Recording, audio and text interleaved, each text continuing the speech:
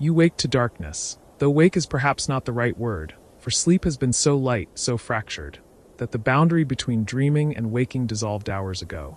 The cold has seen to that. It presses against your face, creeps beneath the rough wool blanket you share with 3 others, finds every gap in the fabric and the straw beneath you. Outside, beyond walls you cannot see but know are there, wattle and daub patched a dozen times, chinked with moss and mud. The January wind moves through the valley like something ancient and hungry, older than the village, older than the Lord's stone manor on the hill, older than the church with its single bell that will not ring for hours yet. You lie still.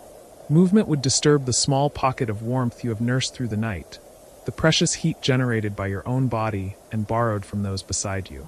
Your wife is to your left, her back against yours, and you can feel the slow rise and fall of her breathing, the way her body sometimes jerks in sleep. Dreams you will never know about, private countries she visits without you. On your other side, pressed against your chest, your daughter, 8 years old, small for her age, her hair smelling of smoke because everything smells of smoke. And beyond her, against the wall where it is coldest, your son, 10, who insisted he was old enough, strong enough, to take that position. You had not argued. He needs to become the kind of man who does not argue about such things. The darkness is not absolute. Your eyes, open now for perhaps an hour, have adjusted, and you can make out the faintest variations in the black. The slightly paler square that marks the shutter over the single window, the bulk of the table your grandfather made, the hanging shapes of onions and herbs suspended from the rafters, their shadows like sleeping bats. The fire in the center of the room died long ago. You let it die. Fuel is calculated as carefully as anything in your life, more carefully than affection, more carefully than hope. 3 logs for cooking the evening pottage, 1 more for the hour of mending and prayer before sleep, and then you bank the coals beneath ash and trust they will survive until morning when you can coax them back to life. On some nights, when the cold is especially bitter, you lie awake wondering if you were too cautious, if 1 more log would have been justified, but you have lived through enough winters to know that February is longer than January, that March can be crueler than both, and that the woodpile diminishes faster than the season. Somewhere in the village, a dog barks, 3 sharp sounds, then silence. You know that dog, a brindled thing that belongs to Edmund the Potter, mean-tempered and suspicious. Perhaps it has heard a fox near the chicken coops, or perhaps it barks at nothing, at the cold itself. The sound reminds you that you are not alone in wakefulness, that across the village, in houses much like yours, others are lying in the dark, waiting. This is the worst hour, the one before dawn, when the night has stolen whatever warmth the previous day provided, when the body's resources are at their lowest ebb, when old people and infants sometimes slip away, their hold on life revealed to be as tenuous as the thread of smoke that rose from your chimney hole at dusk. You think about your father, who died in a February dawn 12 years ago, in this same house, in the corner where you now store the grain sacks. He had been strong, everyone said so, a man who could work from first light to last, who never complained, who carried his share and sometimes others. But something in his chest had broken, that was how your mother described it. And for 3 days he coughed blood into rags, and on the 4th morning he was cold. You were 18 then, newly married, and the house became yours along with the 30 strips of land scattered across the 3 great fields, the obligation of 4 days' labor each week on the Lord's domain, the debt of a hen at Michaelmas and a portion of every harvest. Your inheritance. The child against your chest stirs, makes a small sound, not quite a whimper, not quite a word. You bring your hand up carefully, slowly, and rest it on her shoulder, a gentle weight, a reminder that she is not alone. She settles. You can feel the knobs of her spine through her shift, and this worries you, as it has worried you since autumn, since the harvest that was sufficient but not generous, since the rains that came late and the blight that touched the rye in the north field. She is fed, you have made certain of that, you and your wife have made certain of that. But there is a difference between fed and nourished, between surviving and thriving.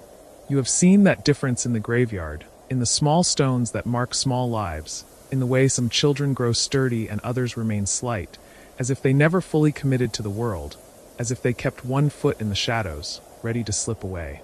But these are not thoughts for the cold hour. These are thoughts that lead nowhere useful, that sap the will you will need for the day ahead. You turn your mind instead to practical things, to the inventory of tasks that waiting for you beyond this darkness. The ditch along the south strip needs clearing before the thaw, or the water will pool and rot the soil. The ox, not yours but shared with your neighbor Walter, needs its hooves checked. It was favoring the left front yesterday. There is wood to be split, always wood to be split. And today is Wednesday, which means you owe labor to the Lord, which means the work on your own land will have to wait, will always have to wait, because the Lord's work comes first, has always come first, will always come first as far as you can imagine, which is not very far, which extends about as far as the next harvest, the next winter, the next cold night like this one. Your wife shifts, and her hand finds yours in the darkness, her fingers cold, her grip brief, a momentary pressure that says I am here, I am awake, I know. How long has she been awake? Perhaps as long as you, perhaps longer. She sleeps poorly in winter, always has. In the early years of your marriage, you would sometimes talk in these dark hours, whispering so as not to wake whoever else shared the house. Your parents then, your siblings, the same crowded warmth you know now. You would tell her about the things you would do, the improvements you would make, how you would expand the garden, how you would trade for a pig, how your children would be strong and numerous. She would listen, and sometimes she would add her own hopes, smaller, more cautious, but hopes nonetheless. You do not talk much in the dark anymore.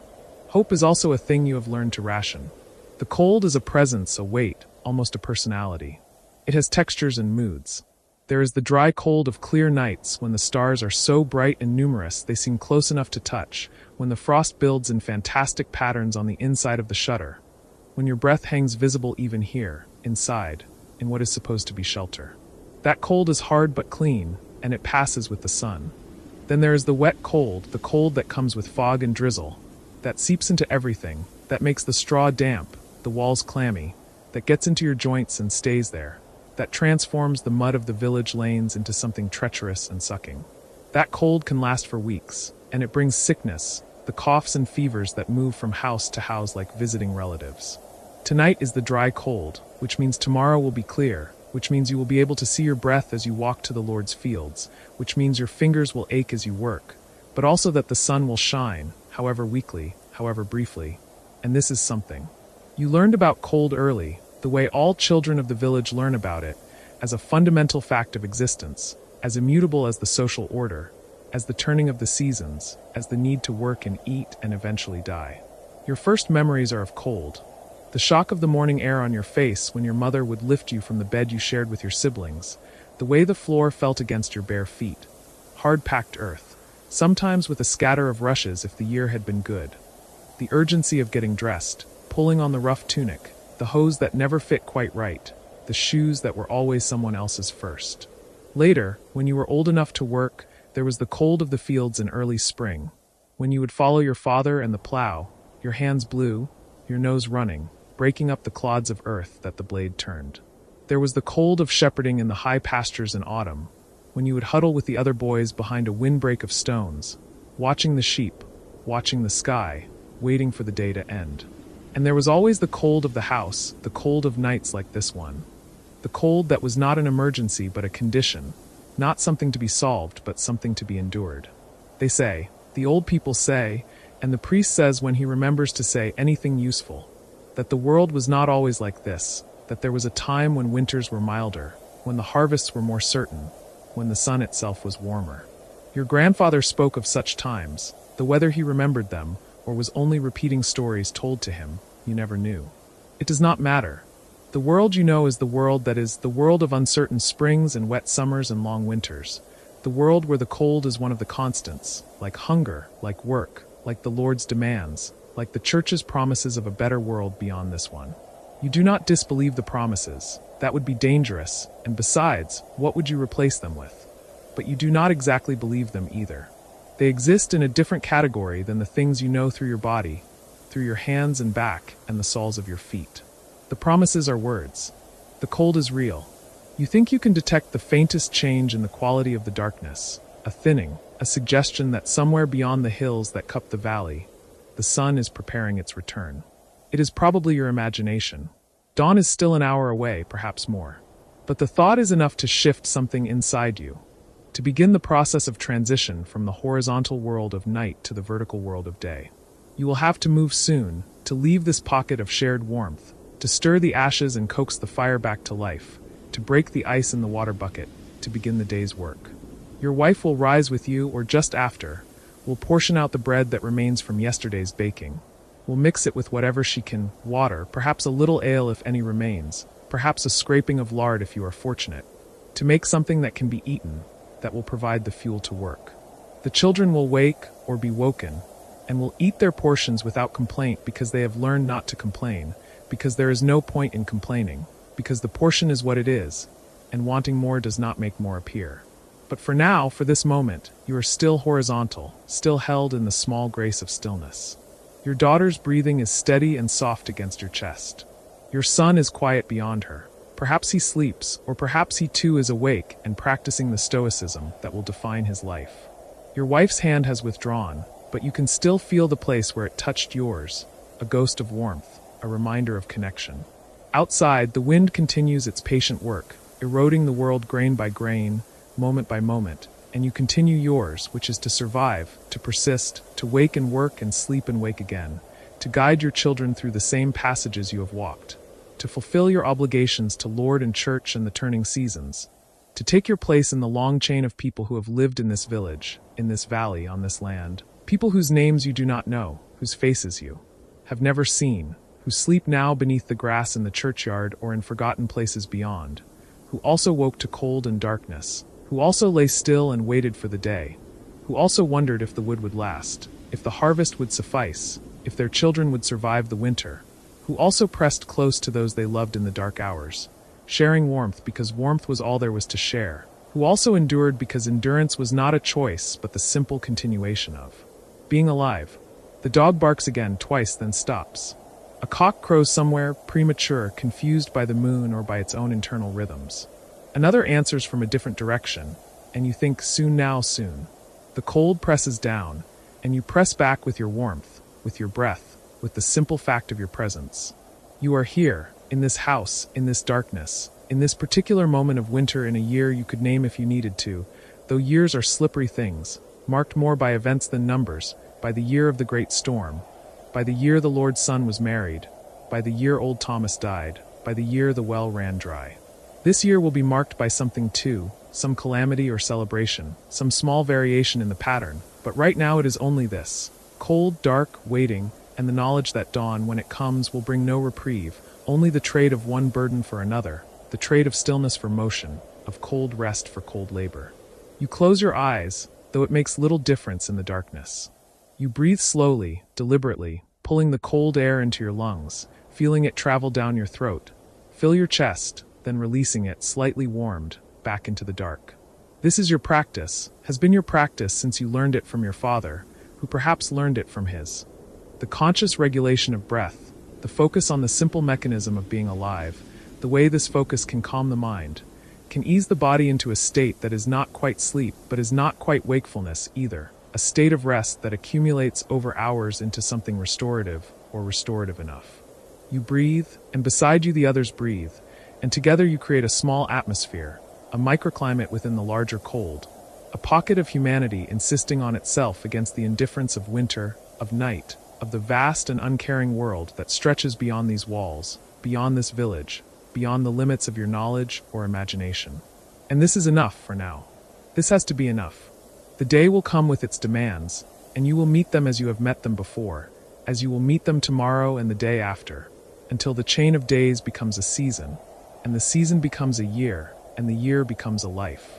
But here, now, in this cold hour, in this darkness, you are simply a body among bodies, a warmth among warmths, a presence in the night, waiting with all the patience that your life has taught you for the light that will inevitably come, that always comes, that must come, because that is what light does, has always done, will continue to do long after you are gone, long after your children are gone, long after this house has collapsed back into the earth from which it was raised, long after the village itself is a memory, a scatter of stones, a depression in a field where someone someday might pause and wonder what was here, who lived here, how they endured the winters, where they slept on freezing nights, and what dreams, if any, kept them warm.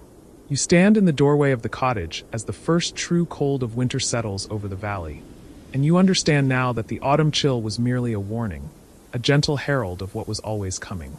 The air tonight carries a different quality, a sharpness that finds the gaps in wool and linen, that searches out the vulnerable places at wrist and throat and ankle, that reminds you with each indrawn breath that warmth is not a given but a daily negotiation with forces far older and more indifferent than any human concern. Your cottage sits at the edge of the village, close enough to see the smoke rising from your neighbor's chimneys, but far enough that you must cross a stretch of open ground to reach the nearest dwelling. This distance, which in summer felt like a gift of privacy and quiet, now feels like exposure, like a small additional burden in a season that will demand so much. The structure itself is what it has always been. Stone walls 2 feet thick at the base, a thatched roof that your father helped you repair last spring, a single room that serves as kitchen and workshop and sleeping chamber all at once. There is a loft above, accessible by a ladder, where the children sleep when the cold is not too severe. In the deepest winter, everyone descends. The cottage is perhaps 15 feet wide and 20 feet long, though you have never measured it precisely. You know its dimensions by the reach of your arm, by the number of steps it takes to cross from door to hearth, by the way sound travels within it. Every cough, every whispered prayer, every creak of settling timber known and catalogued through years of intimate proximity.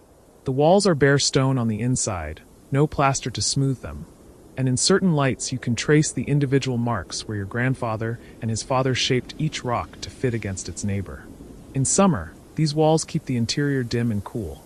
In winter, they radiate cold inward until the fire has been burning for several hours. You close the door now, fitting the wooden bar across it, not for security. There is little enough to steal, and your neighbors are known to you since childhood, but for the small measure of warmth it preserves. Every gap is an enemy in winter. Every crack in the daub between the stones, every imperfect joint where the door meets its frame, every place where the wind can enter is a place where heat escapes, and heat is life in these months. Heat is the difference between sleep and sleeplessness, between health and the slow creeping cold that settles into the chest and bones. The hearth dominates the cottage as it dominates all peasant dwellings in this region. It is not a fireplace in the sense that later generations will know. No chimney rises from it. No flue channels the smoke upward and away. Instead, it is simply an area of the packed earth floor that has been used for fire since the cottage was built, perhaps 60 or 70 years ago, perhaps longer. The stones that ring it have been blackened by decades of smoke, and the smoke itself rises freely into the room, drifting toward the peak of the roof where it finds its way out through gaps in the thatch and through a small opening left deliberately for this purpose. This means that the cottage is always smoky when the fire burns. Your eyes learned long ago not to sting from it, or perhaps they sting still but you have ceased to notice, the way one ceases to notice any constant condition. The smoke gives the interior a hazy quality, especially in the dim light of winter afternoons, and it coats everything with a fine dark residue that you wipe from the table and the few wooden bowls and the handles of tools, knowing it will return as surely as night follows day. But the smoke also preserves the thatch, killing the insects that would otherwise nest there, and it seasons the herbs that hang from the rafters, and it rises toward the sleeping loft. And there is a way that breathing it through the night makes you feel connected to the fire even in sleep, a thin thread of warmth that reaches you through the medium of the air itself. The fire tonight is built as all winter fires are built, carefully, with attention to the scarcity of fuel. You have spent parts of the autumn gathering what you could: fallen branches from the common woods, dried dung from the livestock, peat cut from the bog at the far edge of the Lord's land. Even so, there is never enough. There is never enough to keep the fire blazing through the night, never enough to heat the cottage as you might wish it, as you imagine the great hall of the manor is heated, with logs as thick as a man's thigh burning bright and profligate. Your fire is a modest thing, built to last, banked carefully with ash to hold the coals through the dark hours. You tend it now, as you will tend it a dozen times before dawn, adding a few small pieces of wood, arranging them so they catch slowly, so they give their heat over time rather than all at once in a brilliant, wasteful flare. The light it gives is gentle and inconstant, pushing shadows into the corners of the room, finding the faces of your family as they move about their evening tasks. Your wife is at the table, working at some mending by the firelight, her needle moving with the steady rhythm of long practice. The children, your daughter of 8 years and your son barely past 4, are already showing the signs of weariness that come with the early darkness, the way winter evenings seem to pull sleep forward, as if the body knows that rest is the truest warmth, the deepest conservation of strength. The question that occupies you, that occupies every family in the village, is where to sleep and how to arrange yourselves to survive the night with the least suffering and the least expenditure of precious fuel. This is not a question that arises in summer, when sleep is easy and the night air soft, when you might even leave the door open for the breeze and the moonlight. Winter sleep is another matter entirely. Winter sleep is strategy. In the early winter, when the cold is present but not yet brutal, the children still sleep in the loft. You climb the ladder with them as the fire burns low, carrying a small rushlight that gutters in the draft, and you help them arrange themselves on the straw mattress that lies directly on the boards. Straw is everywhere in winter. It lines the floor below, thick enough that your feet sink into it, providing a thin barrier between your body and the cold earth. It fills the mattress sacks, rustling with every movement. It is packed between the rafters in places where the wind finds entrance. Straw from the harvest, straw that smells of the summer that is already impossibly distant, straw that will be turned and refreshed in the spring, soiled and compressed and mixed with the daily life of winter. You pull the coverings over the children, first a heavy woolen blanket, woven by your wife over many evenings, still bearing the lanolin smell of the sheep it came from, and then a layering of their daytime clothes, their cloaks and extra tunics, everything you own that can provide weight and warmth without being needed for the morning. The principle of winter sleep is this: trap the heat that the body makes. Let nothing escape. The children will sleep close together, your daughter's arm around your son, sharing their warmth as they shared the womb of their mother once, as you and your siblings once shared, as everyone you have ever known has shared, because separateness is a luxury of summer and wealth, and winter demands consolidation. You tell them to keep their heads beneath the blanket, to breathe into the small cave of warmth they will create there. You have learned this from your parents, as they learned it from theirs. The body's heat is precious, and breath itself is warm, and the space beneath a blanket will become a refuge if you give it time, if you can endure the first cold hour until the warmth begins to accumulate. The children know this already, though they are young. Winter teaches everyone, regardless of age. Descending the ladder, you find your wife has laid out the sleeping arrangements below. There is no bed as such, no frame of wood, no separation from the floor. Instead, there is straw, thick and fresh as you can manage, and over it the largest of your blankets spread flat, and over that the two of you will lie, with another blanket atop you and your winter cloaks over that, and any other scrap of fabric that can be spared. You will sleep in your clothes, all of them, your woolen tunic and your linen undertunic, your hose bound at the knee, even your cap pulled low. Your wife will do the same, layers upon layers, so that undressing for sleep becomes not a shedding but a confirmation, a sealing in of every possible advantage against the night. But first, there is the fire to bank. You work at it with the poker, a simple iron rod that has been in your family longer than you have been alive, drawing the coals together, covering them with ash so they will burn more slowly, so a heart of heat will survive until morning. This is a delicate matter. Too much ash and the fire will die completely, leaving you to relight it in the freezing dawn with flint and tinder and the kind of patience that cold makes difficult. Too little ash, and the wood will burn away in the night, spent uselessly while you sleep. You have done this 1,000 times, but it still requires attention, a feel for the fire's mood, for how hungry it is, for how much restraint it will tolerate. When it is done, when the hearthstones still radiate a gentle warmth, but the flames have subsided to a barely visible glow, you make your way to the sleeping place. The cottage is dim now, the only light coming from the fire's ember heart and from the small gap under the door where the moonlight, if there is a moon, sometimes reaches in. Your wife is already lying down, and you lower yourself beside her, feeling the straw compress beneath your weight, feeling the cold of the floor even through the layers, a cold that seems to well up from the earth itself, from some inexhaustible reservoir of winter that lies below all human habitation. You arrange the blankets over both of you, tucking the edges carefully, eliminating drafts. You lie close to your wife, your back against her front or hers against yours, depending on the night, on some unspoken agreement of comfort and modesty and the simple geometry of warmth. This is called bundling in some places, this necessary closeness, though you have no special word for it. It is simply how people sleep when the nights are cold, simply what must be done. There is no shame in it, no particular intimacy beyond the intimacy of survival. You have seen families sleep with 3 generations pressed together, grandparents and parents and children all in a row like logs stacked for burning, and no one thinks anything of it because the alternative is to freeze separately, and that is unthinkable. Even with the closeness, even with the blankets and the clothes and the weight of wool pressing down, the cold finds you. It always does.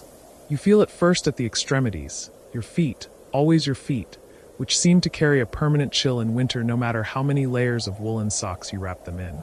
You feel it at your nose, the one part of your face that you cannot quite bring yourself to bury under the blankets, because you need to breathe, and breathing into wool creates a dampness that is worse, in its way, than the cold. You feel it at your shoulders, at the points where your body presses against the floor and the straw compresses to nothing, and there is only the thin barrier of fabric between you and the earth. You lie there in the darkness, waiting for sleep, listening to the sounds of the cottage at night. The fire settles with small sighs and ticks. The thatch creaks in the wind. Somewhere, a gap you have not found whistles softly, a high note that rises and falls with the gusts outside. Your wife's breathing deepens and slows, and you are glad for it, glad that she has found her way into sleep where at least the cold is less present, less immediate. Above, in the loft, you hear the rustle of straw as one of the children turns, a small muffled sound like a mouse in the walls, and then stillness again. You think, as you often think on these nights, about the question of cold itself, about where it comes from and why it must be so relentless. The priest says that winter is part of God's plan, a test of endurance and faith, a reminder of mortality and the need for grace. Your grandfather, who lived to a great age and who remembered winters that you cannot imagine, winters when the snow lay so deep that families did not leave their cottages for weeks, said that cold was simply the absence of the sun, that it came from the north where the sun's reach was weak, and that spring would return it when the earth tilted back toward warmth. You do not know which explanation is true, or if either is, but you know the fact of cold itself, the way it inhabits your bones, the way it makes every movement effortful, every task more difficult. Sleep comes eventually, though it is not the deep sleep of summer. It is a lighter thing, broken by the need to rise and tend the fire, by the cold that wakes you when you roll onto a patch of floor where the straw has compressed completely, by the sound of the wind or the cry of one of the children above. You rise once, perhaps 2 hours past midnight, though there is no way to know the time except by instinct, by the quality of the darkness and the depth of the cold. You slip from under the blankets, and the air of the cottage strikes you like a physical thing, so much colder than the small warm cave you have been sheltering in that you gasp despite yourself. You move to the hearth, your feet finding the path by memory, and you kneel there, reaching for the poker, stirring the ash to expose the coals beneath. They glow dully, a deep orange red, and you are grateful to see them, grateful that the fire has not died. You add a few small pieces of wood, the driest you have, and you blow gently on the coals, encouraging them, and after a moment the wood catches and flames rise, small and tentative at first, then more confident. The light fills the cottage briefly, pushing back the dark, and you see the shapes of everything made familiar again. The table, the single stool, the hanging bundles of herbs and onions, the few tools resting against the wall. You warm your hands at the small fire, just for a moment, a stolen luxury, and then you bank it again, covering it with ash, returning it to its slow burn. The cold is already reclaiming you, finding its way through your clothes, and you hurry back to the sleeping place, lifting the blankets carefully so as not to disturb your wife too much, though she wakes anyway, the way all light sleepers wake in winter, attuned to every change in the small domestic climate. "Is it well?" she whispers, and you nod, though she cannot see you in the darkness. "It burns still," you say, and that is all that needs to be said, and you arrange yourselves again, finding the position of least cold, and you close your eyes and seek sleep once more. The hours pass. The night is long in winter, 14 hours of darkness or more, and you must endure all of them, must make your small allotment of fuel and warmth last from dusk until the late dawn. You drift in and out of sleep, never quite certain which state you are in, and you dream sometimes of summer, of the feeling of being too warm, of lying in the grass in the afternoon with the sun on your face, and the dream is so vivid that you wake confused, expecting warmth and finding only cold, and the disappointment is sharp enough to taste. Toward morning, when the darkness begins to thin just slightly, though the sun has not yet risen, you wake and know you will not sleep again. Your body is stiff from lying on the floor, from the tension of trying to stay warm, and you need to piss though you do not want to leave the blankets. Eventually, necessity drives you up, and you make your way to the corner where the bucket sits, and you relieve yourself as quietly as possible, though the sound seems loud in the silence of the cottage. The fire has burned low again, lower than you would like, and you coax it back to life, adding more fuel than you did in the night, because now it must serve for cooking, for the porridge that will be breakfast, for the warmth that will allow everyone to rise and begin the day's tasks. The smoke rises thick as the new wood catches, and you cough, and your wife wakes fully, and the day begins as it always begins, with cold and smoke and the slow, effortful process of returning life to bodies that have spent the night in a kind of suspended animation, a shutting down of everything but the most essential functions. This is the pattern of winter nights in the cottage, the rhythm that you will repeat 100 times or more before the spring comes. And yet, for all its hardship, for all the discomfort and the cold that never quite releases its grip, there is something in it that you will remember later, something about the closeness of your family, about the way survival demands cooperation and tenderness in equal measure. You will remember the sound of your children's breathing in the loft above, the warmth of your wife's back against yours, the glow of the banked fire in the deepest dark, the moment when dawn finally comes and you realize you have made it through another night, that you are still alive, still together, still capable of continuing. But there are other ways of sleeping in winter, other strategies and accommodations that the cold demands. And as the season deepens, as the nights grow colder still, and the fuel supply dwindles, and the truly brutal weather arrives, you will need to employ all of them. Some families in the village build sleeping closets, small enclosures within the cottage, boxed in with wood, barely large enough for 2 or 3 people to lie down. These are called bed cupboards in some regions, or simply box beds, and they serve to trap warmth in an even smaller space than the cottage itself, creating a refuge within a refuge. You have considered building one, have discussed it with your wife, but the cost of the wood and the labor it would require have kept it a dream for the future, something to attempt when the harvest is better, when there is time and resource to spare. Instead, you have another method, one that your grandfather taught you, one that is used by the poorest families, those who cannot afford even the small luxuries of extra blankets or a loft for the children. On the coldest nights, you bring the animals inside. The cottage has a small byre attached to one end, a space barely worthy of the name, where your 2 goats shelter in the worst weather.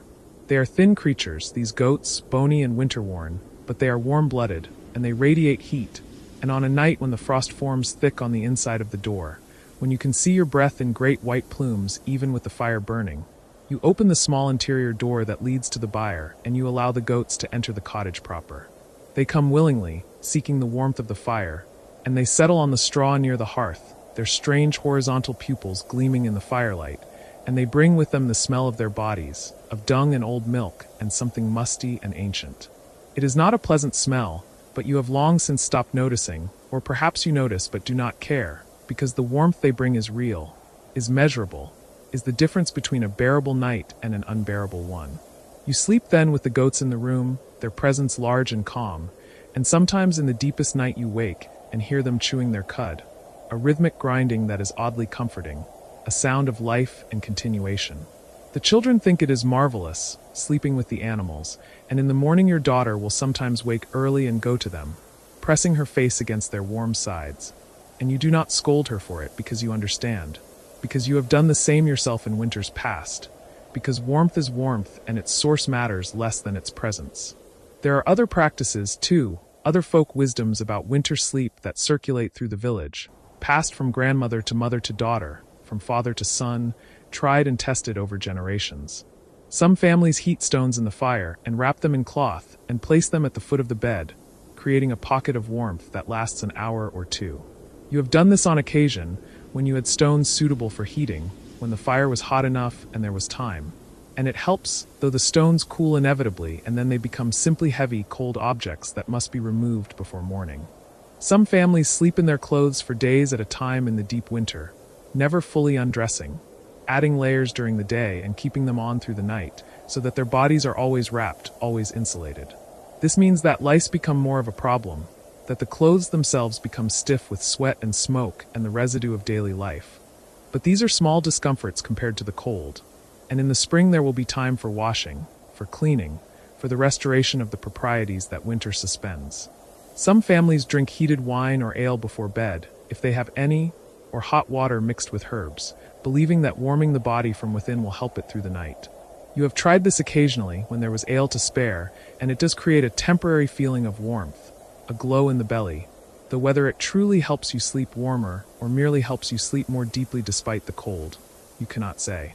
And some families, in the worst winters, when fuel is desperately scarce and the cold is killing livestock, and the very old and the very young, sleep during the day and stay awake at night, tending the fire constantly, keeping it burning through the dark hours, because to let it go out would be to risk everything. You have not had to do this yet, though you have heard of it, though you know families in the village who have, and you think about it sometimes with a kind of dread, imagining what desperation would drive you to such a measure. What winter would break the pattern of daylight work and nighttime rest that seems as fundamental as breathing. The truth is that winter sleep is never restful, never restorative in the way that summer sleep is. You wake each morning tired, your body aching, your muscles tight from the cold and from the tension of trying to stay warm. The children are sluggish, slower to rise, and you see in your wife's face the same weariness that you feel in your own bones. But there is no alternative, no way around it.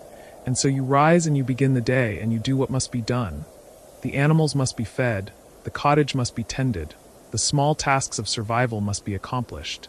And you do not speak of the tiredness because everyone is tired, because winter makes everyone tired, and to complain would be to state the obvious, to waste breath on something that cannot be changed. What sustains you more than anything is the knowledge that others are enduring the same, that across the village, in every cottage and hovel, families are waking cold and stiff, are tending small fires, are rationing fuel, are sleeping in their clothes with animals and children and grandparents all pressed together. There is a fellowship in this shared hardship, an understanding that needs no words. When you see your neighbors at the well or at the church or on the path through the village, you see the same signs of winter in their faces, the redness of wind-burned cheeks, the tiredness around the eyes, the way they move more slowly, more carefully, conserving strength.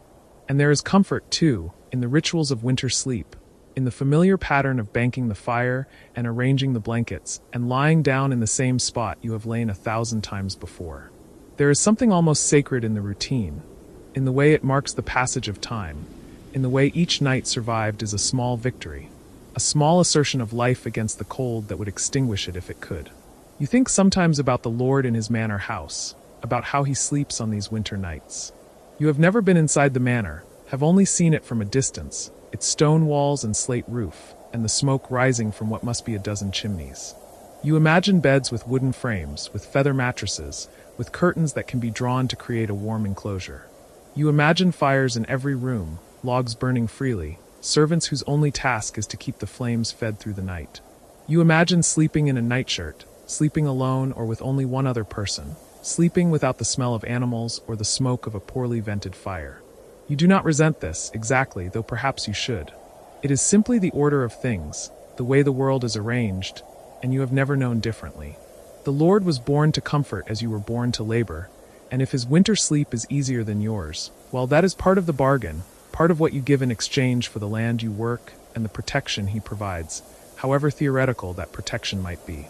But you do think about it in the coldest hours of the night, when sleep will not come and the cold seems to penetrate every defense, and you wonder what it would be like just once to sleep warm, to sleep in a room where the walls are plastered and hung with tapestries, where the fire roars bright and wasteful all through the dark hours. But morning comes eventually, as it always does, and the wondering fades with the light, and there is work to be done, and the question of sleep becomes secondary to the question of living, and you turn your attention to the tasks of the day, knowing that when night falls again, you will return to the same cold floor, the same thin blankets, the same patient endurance that has carried your family through winters beyond counting, and will carry them through this one as well, if God wills it and fortune allows. You stand now at the threshold of winter's true grip, and the rhythm of survival has settled into your bones like an ache that never quite leaves. The days have grown so short that morning and evening seem to touch, barely separated by a pale wash of light that struggles over the horizon before retreating in defeat. You have learned to measure time not by the sun's arc but by the cold, its subtle gradations, its shifts in quality, the way it moves through the cottage walls like water seeping through cloth. The straw beneath you has compressed into a dense mat, and each night you try to fluff it before lying down, pulling at the stalks to coax air back between them, knowing that air itself, when trapped and still, becomes a kind of warmth. Your hands work automatically now, performing this small ritual even when exhaustion weighs on your shoulders like wet wool. You have learned that the body's heat, that precious thing you produce simply by being alive, must be captured and held close, and that straw, worthless as it seems in summer, fit only for animals and floors, becomes in winter a barrier between your flesh and the earth's cold hunger. The walls around you breathe with frost. You can see it forming in the darkness, a living thing that blooms in crystalline patterns across the rough wood and wattle, spreading like intricate ferns or feathers, beautiful and merciless. In the thinnest light before dawn, when the fire has died to ash and the air inside the cottage has grown almost as cold as the air beyond its walls, you can watch your breath hang visible before your face, a ghost of yourself lingering for a moment before dissolving. You have come to know these winter mornings intimately, the way they require a gathering of will before you can move, before you can leave the small, warm pocket your body has created in the night and face the shock of standing, of walking across the cold-packed earth floor to where the fire must be rebuilt, always rebuilt, the eternal task that structures every waking hour. The child beside you stirs, and you feel the movement through the shared blanket, through the connection of shoulders and hips pressed together in sleep. She does not wake, not fully, but even in dreams the cold reaches her, and she shifts closer to you, seeking warmth with the animal instinct that requires no thought. You arrange the blanket more carefully over her small form, tucking the edges beneath her, knowing that children feel the cold differently, sharper, more dangerously, their smaller bodies losing heat faster, their reserves so much more meager than your own. You have seen children lost to winter, their breath simply stopping on a particularly bitter night, their small hearts giving up the fight to stay warm. And so you guard the heat between you and this child with a vigilance that never fully sleeps. Your husband lies on the far side of the child, his body a dim bulk in the darkness, and you can hear his breathing, rough and steady, the sound of deep exhaustion finding its nightly escape. His day was long, longer than yours, though you would not say your own was short, spent in the bitter air mending fences that the cold makes brittle, hauling frozen water to animals whose own survival means the difference between eating and starving in the months ahead. He came in after dark with ice in his beard, his hands so cold that he had to hold them near the fire for long minutes before he could feel them again, before the painful tingling of returning sensation made him wince and curse softly. You fed him what there was, thin soup stretched with more water, bread from yesterday's baking, a small piece of hard cheese. And he ate in silence, too tired for talk, his eyes already half closed before the meal was finished. This is the reality of winter nights in this place, in this time, for people like you. There is no romance in it, no picturesque charm. There is only the daily negotiation with cold, the constant calculation of resources, the careful management of what little warmth can be generated and preserved. You live in a cottage that would seem impossibly crude to those who will come after, to people centuries ahead who will look back at this time and shake their heads at the harshness of it, perhaps not quite believing that human beings lived this way, slept this way, endured this way. But you do not think of yourself as enduring. This is simply life, the only life you have known, and you meet it with a practical determination that has no name, that requires no acknowledgement. The fire pit in the center of the single room has gone dark, or nearly so. A faint red glow remains deep in the ash, the last stubborn ember holding on to its heat, and you know that in an hour, perhaps two, you will need to rise and feed it, to blow gently on that ember and coax it back to flame, adding the precious fuel you have saved for these night feedings. The driest twigs, a handful of straw, then larger pieces once the flame has caught. You cannot let it die completely. Starting a fire from nothing in the deep cold of a winter night is a miserable task, requiring flint and steel and dry tinder and patience you do not have when your fingers are numb and your body is shaking. So you wake periodically throughout every winter night, and you tend the fire in small ways, in quiet ways, keeping it alive the way you keep your family alive, through constant, unglamorous attention. The wind outside has picked up, and you hear it moving around the cottage like something living, something searching. It finds every gap, every crack, every imperfect joining of timber and thatch, and it presses through, bringing threads of frigid air that move across your face, across your hands where they rest outside the blanket. You have stuffed rags into the worst of the gaps, have packed mud and moss into the spaces between logs, but the wind is patient and persistent, and it always finds a way in. The thatch above you creaks and whispers, the dried reeds and grasses shifting slightly, and you hope, as you hope every night, that the bindings will hold, that the weight of snow will not grow too heavy, that the roof will remain intact until spring. Sleep, when it comes, is not the deep oblivion of summer nights. It is a lighter thing, a shallower thing, easily broken by cold or discomfort or the needs of the fire. You drift in and out, your consciousness hovering in that space between waking and true sleep, always partly aware of your body, of its temperature, of the child beside you, of the sounds of the night. This half-sleep is its own kind of rest, the only rest available in winter, and your body has learned to take what it can from these interrupted hours, to restore itself as much as possible before the morning demands you rise and begin again. You think, in these floating moments, of your mother, who slept in much the same way, in much the same place, a generation before you. She taught you the small tricks that make survival possible. How to warm stones by the fire during the evening and wrap them in cloth to place at your feet in the night. How to sleep with your hands tucked into your armpits or between your thighs where the blood runs warmest. How to lie on your side with your knees drawn up to protect your belly and chest, making yourself small to conserve heat. She taught you which wild grasses made the best mattress filling, which held their loft longest, which resisted damp better than others. She showed you how to weave straw into thick mats that could be hung against the walls for insulation, how to bank a fire so it would last the night, how to render every scrap of fat from slaughtered animals and save it not only for cooking but for rubbing into leather and skin to keep out moisture and wind. These lessons had no formal structure, no announced instruction. They were passed through watching, through helping, through the casual comments your mother would make as she worked. See how I do this, or remember to check that, or never let the fire get too low before you add fuel. You learned the way all peasant children learned, through immersion in the work of survival, through repetitive practice, through the immediate consequences of error. And now you perform these same tasks with the same practiced efficiency, and you will pass them on to the child sleeping beside you, though she does not yet know that this is her education, that these cold nights and careful rituals are teaching her everything she will need to know. The cottage around you is more than simply shelter. It is the product of communal labor, of your husband and his brothers and cousins and neighbors working together to cut logs, to raise walls, to gather reeds for thatching. It is built according to patterns hundreds of years old, patterns that have evolved slowly through trial and error, through countless generations discovering what works and what fails. The roof's angle allows snow to slide off before it becomes too heavy. The single room minimizes the space that must be heated. The absence of windows, which might seem like deprivation to later ages, is a practical choice because windows let out heat and there is no glass available to you. Nothing to fill an opening except perhaps oiled cloth or scraped hide, poor barriers against winter's assault. The floor beneath your straw is earth, packed hard by years of use, and it rises from the ground without benefit of foundation or separation.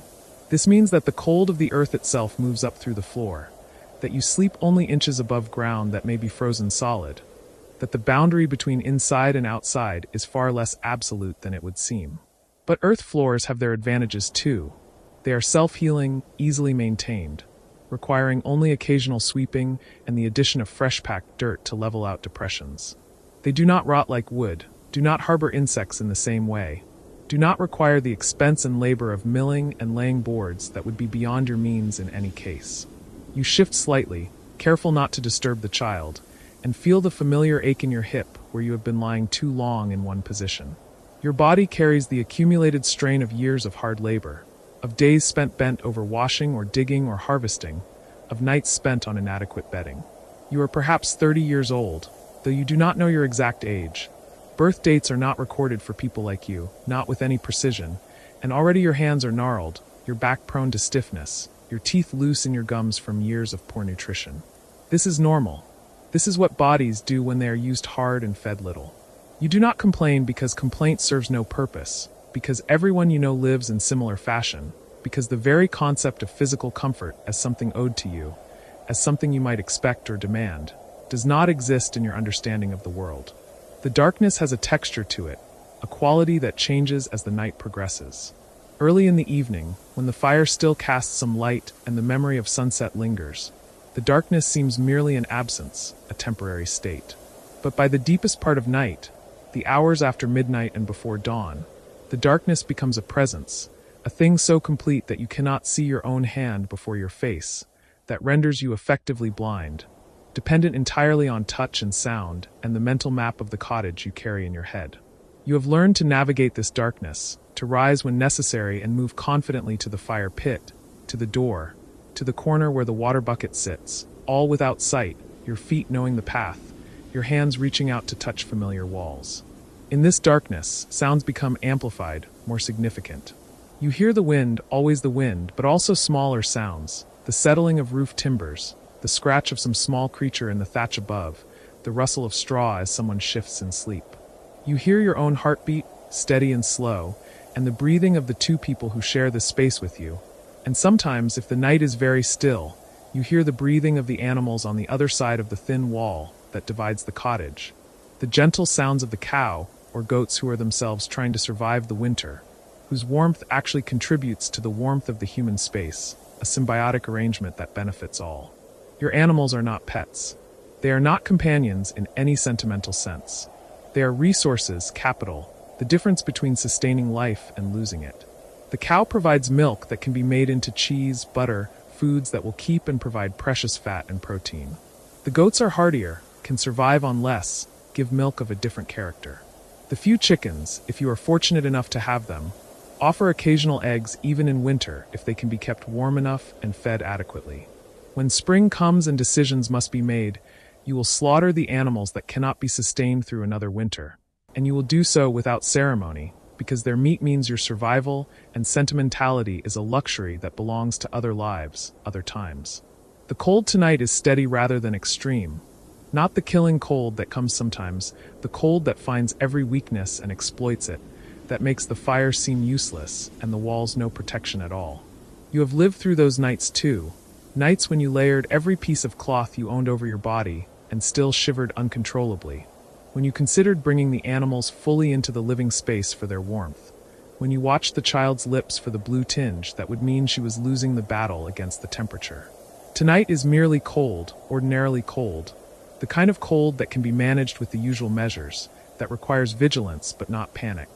You think of other winters, of the year when the snow came so deep that the door could not be opened for 3 days, when you were trapped inside with dwindling supplies, forced to burn things that should not be burned. A broken stool, part of the door frame, anything that would feed the fire. You think of the winter when the cow died, just stopped breathing in the middle of a bitter week, and you and your husband had to drag her frozen body outside and butcher it as quickly as possible, salvaging what meat you could before it spoiled or was taken by wolves. You think of better winters too, milder ones, when the cold was less severe and the stores of food lasted longer, when spring came early and you could let the fire die during the day and still feel warmth in the air. But dwelling on comparisons serves little purpose. This winter is the winter you are in, and it will run its course as all winters do, ending eventually in the slow thaw of early spring, in the first signs of green pushing through dead grass, in the gradual lengthening of days that allows you to work longer, to produce more, to begin the cycle of planting and growing that will, if fortune permits, carry you through to the next winter. The peasant's calendar is circular, repetitive, each season bringing its particular demands and rewards, and you move through this circle with the same steady determination your parents and grandparents brought to their own circuits, the same determination your children will need for theirs. The child murmurs something in her sleep, words you cannot quite make out, and her hand moves to clutch at the blanket, pulling it tighter around her small frame. You wonder what she dreams of, whether children dream of warmth in winter, of food when hungry, or whether their dreams are still free to wander into stranger territory, into imagination unbound by the daily pressures of survival.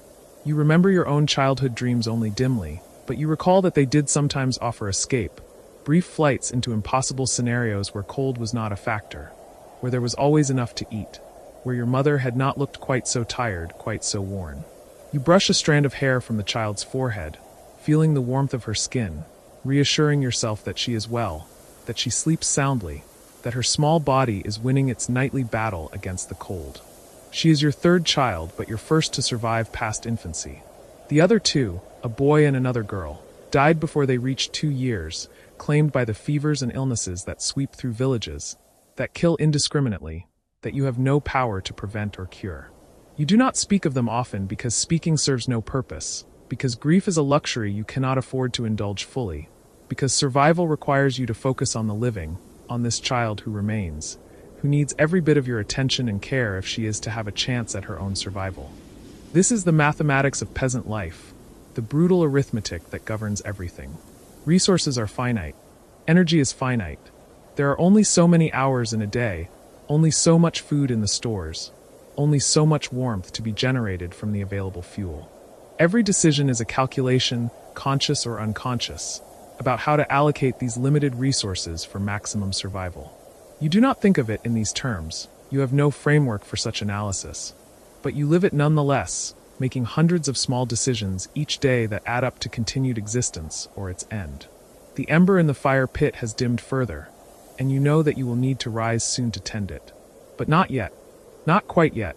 You allow yourself these few additional minutes of stillness, of relative warmth, of rest. Your body knows, with the wisdom of long practice, how to stretch these moments, how to take what it needs before returning to the demands of waking life. You breathe slowly, deliberately, and feel the cold air entering your lungs. Feel your body warming it before it enters your blood. This constant internal work that continues whether you are conscious of it or not, this miracle of flesh and heat that keeps you alive. The village beyond your cottage walls sleeps as well, dozens of families in their own cottages, all engaged in the same nightly struggle, all employing the same strategies, all hoping to see morning. Some will not. In any given winter, some of the old ones slip away in the night, their bodies simply unable to maintain warmth any longer, their systems shutting down quietly, with minimal fuss. Some of the very young succumb as well, despite the best efforts of their parents, their small reserves insufficient to carry them through a particularly harsh stretch. These deaths are mourned, certainly, but they are also expected, factored into the collective understanding of how life works, of what winter means, of the price that must be paid for living in this place, in this time. You do not know that there will come a time when houses have glass windows and insulated walls and heating systems that require no personal tending, when people will sleep on mattresses specifically designed for comfort, under blankets manufactured in factories, in rooms that remain steadily warm throughout the night regardless of the temperature outside. You do not know that your struggles will seem, to those future people, almost incomprehensible in their difficulty, that they will wonder how human beings manage to survive at all under such conditions. You know only this moment, this night, this cold, and the immediate task of getting through to morning. The wind shifts direction, and a downdraft sends a puff of smoke-scented air from the fire pit across the room. You smell it, the ghost of burned wood, the mineral smell of ash, and the scent is oddly comforting, a reminder that the fire still lives, that warmth is still being generated, however minimally. Scent memory is strong in you, as it is in all people who live close to the earth, close to the cycles of nature. You can smell the approach of snow, can tell by odor alone whether food has begun to spoil, can identify which herbs and plants are which even in darkness by their particular fragrances. Your husband makes a sound, half snore and half sigh, and shifts position, his movement pulling at the shared blanket. You adjust it automatically, redistributing the weight, ensuring that the child remains covered. This small dance of nighttime adjustments is so familiar that you could perform it in deepest sleep, your hands knowing what to do without instruction from your conscious mind. Marriage, in your world, is less about romance than about partnership in survival, about two people joining their labor and resources to create a unit more likely to endure than either could alone.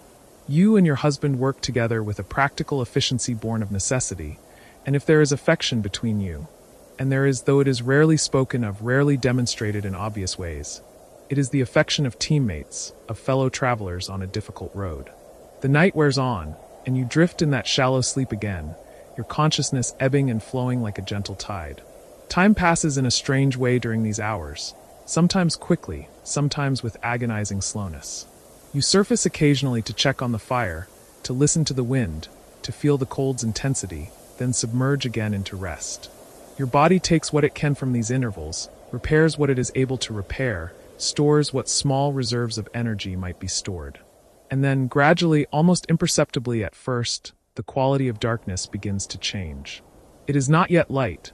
Dawn is still some time away, but the absolute black of deep night begins to soften, to thin, to admit the possibility of light's eventual return. You sense this change before you see it, some internal clock telling you that morning approaches, that the night is moving toward its end, that soon you will need to rise and begin the day's work. This is your signal, this subtle shift in darkness, and you respond to it by moving your hand to touch your husband's shoulder, a gentle pressure that will wake him without startling him, that will bring him back to consciousness with the information he needs. Morning comes, work awaits, the cycle continues. But you give yourself one more moment before you wake him, one more pause in which to simply lie still, to feel the warmth of your family around you, to acknowledge that you have survived another night, that the cold has not claimed you, that morning will indeed arrive. This moment is yours, private and unobserved, a small space of gratitude that you do not name but feel nonetheless. You have slept on a freezing night, and you have woken, and that is enough, that is everything. That is the simple victory that must be won again and again, every winter, every night, for as long as you draw breath in this hard and unforgiving world. You wake in the deepest hour of night, and the cold has found you despite every precaution, despite the careful banking of embers and the press of bodies around you. It seeps through the straw, through the threadbare blanket pulled to your chin, through the very air you breathe. Your exhale forms a ghostly plume in the darkness above your face, barely visible in the faint glow of the banked hearth. You do not move yet. Movement would disturb the fragile cocoon of warmth you have managed to preserve in the hollow your body has made in the straw. Movement would wake the others, and they need their sleep as desperately as you need yours. But you are awake now, and the cold becomes more insistent with each passing moment, no longer a dull background ache, but a sharp and present adversary. You feel it most acutely in your feet, those extremities that seem always to suffer first and longest. The cloth you wrapped around them before sleep has loosened, and the chill creeps through the gaps like water finding its way through cracks in a dam. Your toes curl involuntarily, seeking warmth from each other, but there is little to be found. The flesh feels dense and sluggish, as though it belongs to someone else.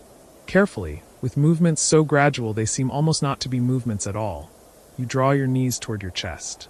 The straw rustles beneath you, a sound that seems loud in the profound silence of the cottage, but no one stirs. To your left, your brother sleeps with his mouth slightly open, his breath coming in steady, quiet intervals. To your right, your mother lies on her side, one arm stretched toward where your youngest sister curls against her, seeking the warmth that only another body can provide. In the corner beyond the hearth, your father's form rises and falls with the deep rhythm of exhausted sleep. He worked until darkness made further labor impossible, and he will work again when light returns. For now, he takes what rest the night allows. You watch the ember glow pulse gently, a living thing in the heart of the ash. It draws the eye as all light draws the eye in darkness, a small comfort in the cold expanse of night. The hearth is the soul of the cottage, the difference between survival and something worse than survival. Even reduced to this faint gleam, it promises that warmth is not entirely gone from the world, that morning will come with the possibility of fire renewed. You think of the careful mathematics of fuel that governs every winter day. How much wood to burn, how much to save, how to stretch the dwindling store through weeks that may bring snow too deep for gathering, cold too severe for venturing far from shelter. The walls around you creak as the temperature continues to drop. The cottage speaks in the night, its timbers contracting, its thatch settling, its earthen floor releasing what little heat it absorbed during the day. These sounds have become so familiar that you hardly notice them consciously, yet they register somewhere deep in your awareness, a constant reminder of the thin barrier between this shelter and the vast cold beyond. You think of the cottage as it appeared earlier, in daylight, its walls of wattle and daub patched where the winter weather has worried away the clay, its roof sagging slightly in the center where years of snow and rain have compressed the thatch. From outside, it looks humble almost to the point of insignificance, one dwelling among many in a landscape of similar structures. But from inside, on a night like this, it is everything, the only island of potential warmth in a sea of cold. Your thoughts drift, as thoughts do in the suspended time between waking and sleep, to other winters, other nights. You remember being smaller, young enough to sleep between your parents, buffered on both sides by their warmth. You remember your grandmother, before the fever took her, and how she would tell stories on the longest nights, her voice low and rhythmic, weaving tales of saints and miracles, of distant lands where snow never fell and the sun shone with gentle constancy. You remember believing those stories absolutely, imagining worlds of perpetual warmth as vividly as you now feel this perpetual cold. The cottage then seemed warmer, though perhaps it was not. Perhaps you simply felt less, or perhaps the number of bodies pressed together in the small space generated more heat. Your grandmother's passing left a gap not only in the family, but in the very temperature of the winter nights. One less source of warmth, one less breath adding to the slight humidity that made the cold fractionally more bearable. Outside, you hear the wind beginning to rise. It starts as a distant whisper, a sound that might almost be imagined, then grows into something more definite, a low moan that slides around the corners of the cottage and probes at the shuttered window. The shutter rattles faintly in its frame. You added new rags to the gaps just yesterday, stuffing them carefully into every crack and crevice, but the wind is patient and determined, and it finds ways through. You feel a slight draft now, a thread of frigid air that traces a line across your cheek. You adjust the blanket slightly, pulling it higher, but this exposes your shoulder, and the cold immediately claims the newly vulnerable spot. The calculus of covering yourself is a constant negotiation, a zero-sum game where warmth gained in one place is purchased with cold admitted in another. Your stomach makes a small sound, not quite pain, not quite hunger, but something in between, a reminder of the thin soup and hard bread that constituted your evening meal. In winter, hunger is another constant companion, less urgent than cold but always present, a background hum that colors everything. The stores in the small loft above, carefully rationed, must last until spring releases the earth from its frozen grip and allows new growth. Every mouthful taken now is a mouthful not available later, and the weeks stretch ahead with uncertain duration. When will the thaw come? When will the first green shoots push through the soil? These questions have no certain answers, only the accumulated experience of previous winters, the collective memory of the community, the signs read in the behavior of animals, and the appearance of the sky. Your father studies these signs with the attention a scholar might give to manuscripts, for they contain the knowledge that determines survival. You shift slightly again, seeking a position that might be fractionally more comfortable, and your hand brushes against something small and hard in the straw beside you. Your fingers close around it, a dried pea, fallen from someone's meal, overlooked in the dim light of evening. Without thinking, you bring it to your mouth. It is impossibly hard, requiring patience to soften against your tongue before your teeth can break it down. The flavor is faint, earthy, but you attend to it with absolute focus, extracting every particle of taste and substance from this tiny windfall. Nothing is wasted. Nothing can be wasted. The principle governs every aspect of existence in winter, from the careful sweeping of grain dust to the gnawing of bones until they splinter, from the wearing of clothes until they can be worn no more to the final dismantling of those clothes into rags and stuffing. The wind increases, and with it comes a new sound, a soft whisper of movement across the roof. Snow. You recognize it immediately, that peculiar hiss of falling snow meeting thatch, different from the patter of rain, different from the rattle of sleet. Snow, which transforms the landscape into something both beautiful and threatening, which insulates but also imprisons, which reflects what little light exists, but also makes every resource harder to access. You think of the path to the common well, already difficult, now disappearing under fresh accumulation. You think of the livestock in their rough shelter, huddled together as your family huddles, their breath rising in clouds, their bodies generating a warmth that makes their presence valuable beyond the milk and meat they provide. In deepest winter, a cow or sheep is a source of heat as much as food, and the small stable attached to some cottages serves a dual purpose, the animal warmth seeping through the shared wall to take some edge off the cold. Your brother stirs beside you, making a small sound in his sleep.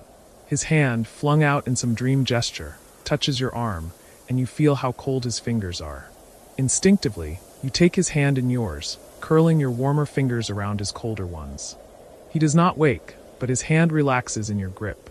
This small exchange of warmth, this minor redistribution of heat from one body to another, represents one of the fundamental acts of survival and compassion in winter.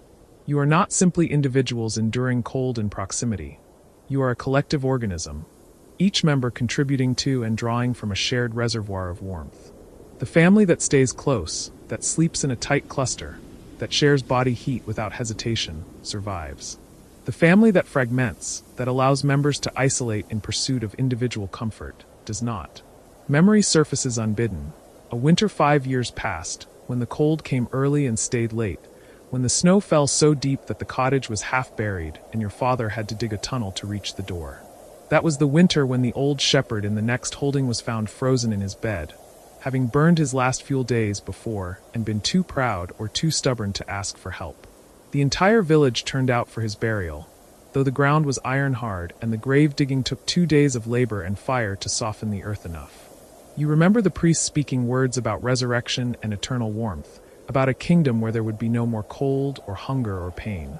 You remember believing those words and needing to believe them, because the alternative, that this cycle of cold and brief warmth, of hunger and temporary satiation, of labor and exhaustion, was all there was, seemed too bleak to contemplate. But you are older now, and belief has become more complicated, tempered by the accumulation of harsh winters and meager springs. You still go through the motions, still observe the holy days, still make the responses expected in church, but something has shifted. The faith is no longer a bright certainty, but rather a habit worn smooth by repetition. A framework that gives shape to the year and meaning to suffering without necessarily transcending that suffering. On the coldest nights, when sleep will not come and the cold seems to have no end, you sometimes wonder what it means to endure so much for so little, to pour such vast effort into mere continuation. But then morning comes, and with it the immediate demands of existence, and these philosophical questions fade before the practical necessity of fetching water, feeding animals, maintaining the fire, making the tools and garments last a little longer. Your mother makes a small sound now, and you turn your head slightly to look at her in the faint light. Even in sleep, her face carries the marks of constant vigilance, the lines that come from years of stretching insufficient resources to cover essential needs, from watching children suffer hunger and cold and being unable to do more than she does. She is perhaps 40, though the exact year of her birth is uncertain, recorded only in memory and the vague notations of a parish register that may or may not be accurate. She seems older, her hands roughened by endless labor, her back bent from years of grinding grain and hauling water and tending gardens and birthing children. Some of those children sleep around you now. Others lie in the churchyard, taken by fevers or accidents or the simple fragility that makes childhood a perilous passage. You do not speak of them often. Speaking brings the grief too close to the surface. But they are present nonetheless, absences that shape the family as surely as the presences do. The cold deepens as the night progresses toward that hour when darkness seems most absolute, when the night is furthest from both the sunset that ended the previous day and the sunrise that will begin the next. This is the hour when those who are ill often worsen, when the elderly slip away, when the cold finds every weakness in body and structure. You pull the blanket tighter and press closer to your brother, and he, still sleeping, presses back, the two of you creating a small knot of shared warmth. Your feet have gone from painful cold to a distant numbness, and you know you should move them, should flex them to maintain circulation. But the effort seems immense and the benefit uncertain. Frostbite is a real danger on nights like this, especially for the young and the old, especially for those sleeping at the edges of the family cluster where the cold presses closest. You have seen men with blackened toes, women with fingers that never quite regained feeling, children who lost ears to the frost. The cold does not kill cleanly or quickly, but rather takes its tribute in pieces, a digit here, a patch of skin there, extracting payment for survival in installments. You think about the Lord's Hall, several miles distant, where your father went once to deliver a portion of the harvest owed in rent. He returned with stories of its vastness, of its great hearth large enough to roast an entire ox, of the tapestries on the walls that blocked drafts, of the heavy doors and glass windows. He spoke with wonder but without resentment, accepting the vast gulf between that life and his own as a natural feature of the world's organization, like the difference between summer and winter, hill and valley. You are less certain. The wonder remains, but it is shadowed now by questions about why such differences should exist, about what right or virtue places some in heated halls while others shiver in drafts. These are dangerous thoughts, the kind that parish priests warn against, that lead to discontent and disorder. But they come nonetheless, in the cold and the dark, when suffering strips away the comfortable explanations that make inequality bearable. Still, you know that even within the Lord's Hall, cold finds its way. The servants sleep in drafty attics and corridor corners. The great hearth warms only those close to it, while the far ends of the hall remain chill. The stone walls, for all their strength, hold cold within their thickness. No one in this winter world escapes entirely. The difference is one of degree, not kind. Some suffer less, sleep warmer, eat better, but all are subject to the season's dominion. This thought provides a minor comfort, a sense of shared condition that makes your own suffering slightly more bearable. The Lord may sleep in a bed with wool blankets and furs, but he too must endure winter. The bishop in his cathedral must also wait for spring. Even the king, in whatever distant palace he inhabits, feels the cold. Your sister makes a small whimpering sound, still deep in sleep but disturbed by some dream or discomfort. Your mother's arm tightens around her reflexively, drawing her closer. The gesture is automatic, performed without waking, the instinct of protection so deeply embedded that it operates even in sleep. You have seen your mother make this same gesture countless times, have benefited from it yourself in years past, have seen it extended to animals and even to objects that seem vulnerable. A cracked bowl she cradles carefully, a torn garment she holds gently while mending. Her entire life is an exercise in protection and preservation, in keeping fragile things intact through seasons of threat. She succeeds more often than she fails, but the failures mark her visibly, each lost child a shadow that never quite lifts. The snow continues its soft whisper against the roof, and you imagine the world outside transforming, the familiar landscape disappearing under a blank white covering. The paths between cottages vanish. The stone walls that divide fields become mere suggestions beneath the drifts. The forest edge, already ominous in winter's bare-branched starkness, becomes something from a tale, a boundary between the known world and realms of uncertainty. In heavy snow, it is possible to become lost traveling between your door and your neighbors, to wander in circles until exhaustion and cold claim you. The village maintains certain protocols in deep winter. Ropes strung between buildings after heavy snows, rules about traveling in pairs, bells rung from the church tower at regular intervals to provide orientation for anyone caught outside. These measures save lives, though not every life, not every time. You realize that the cold has become less sharp, or perhaps you have simply grown accustomed to it, your body adjusting its expectations, accepting the discomfort as the new baseline.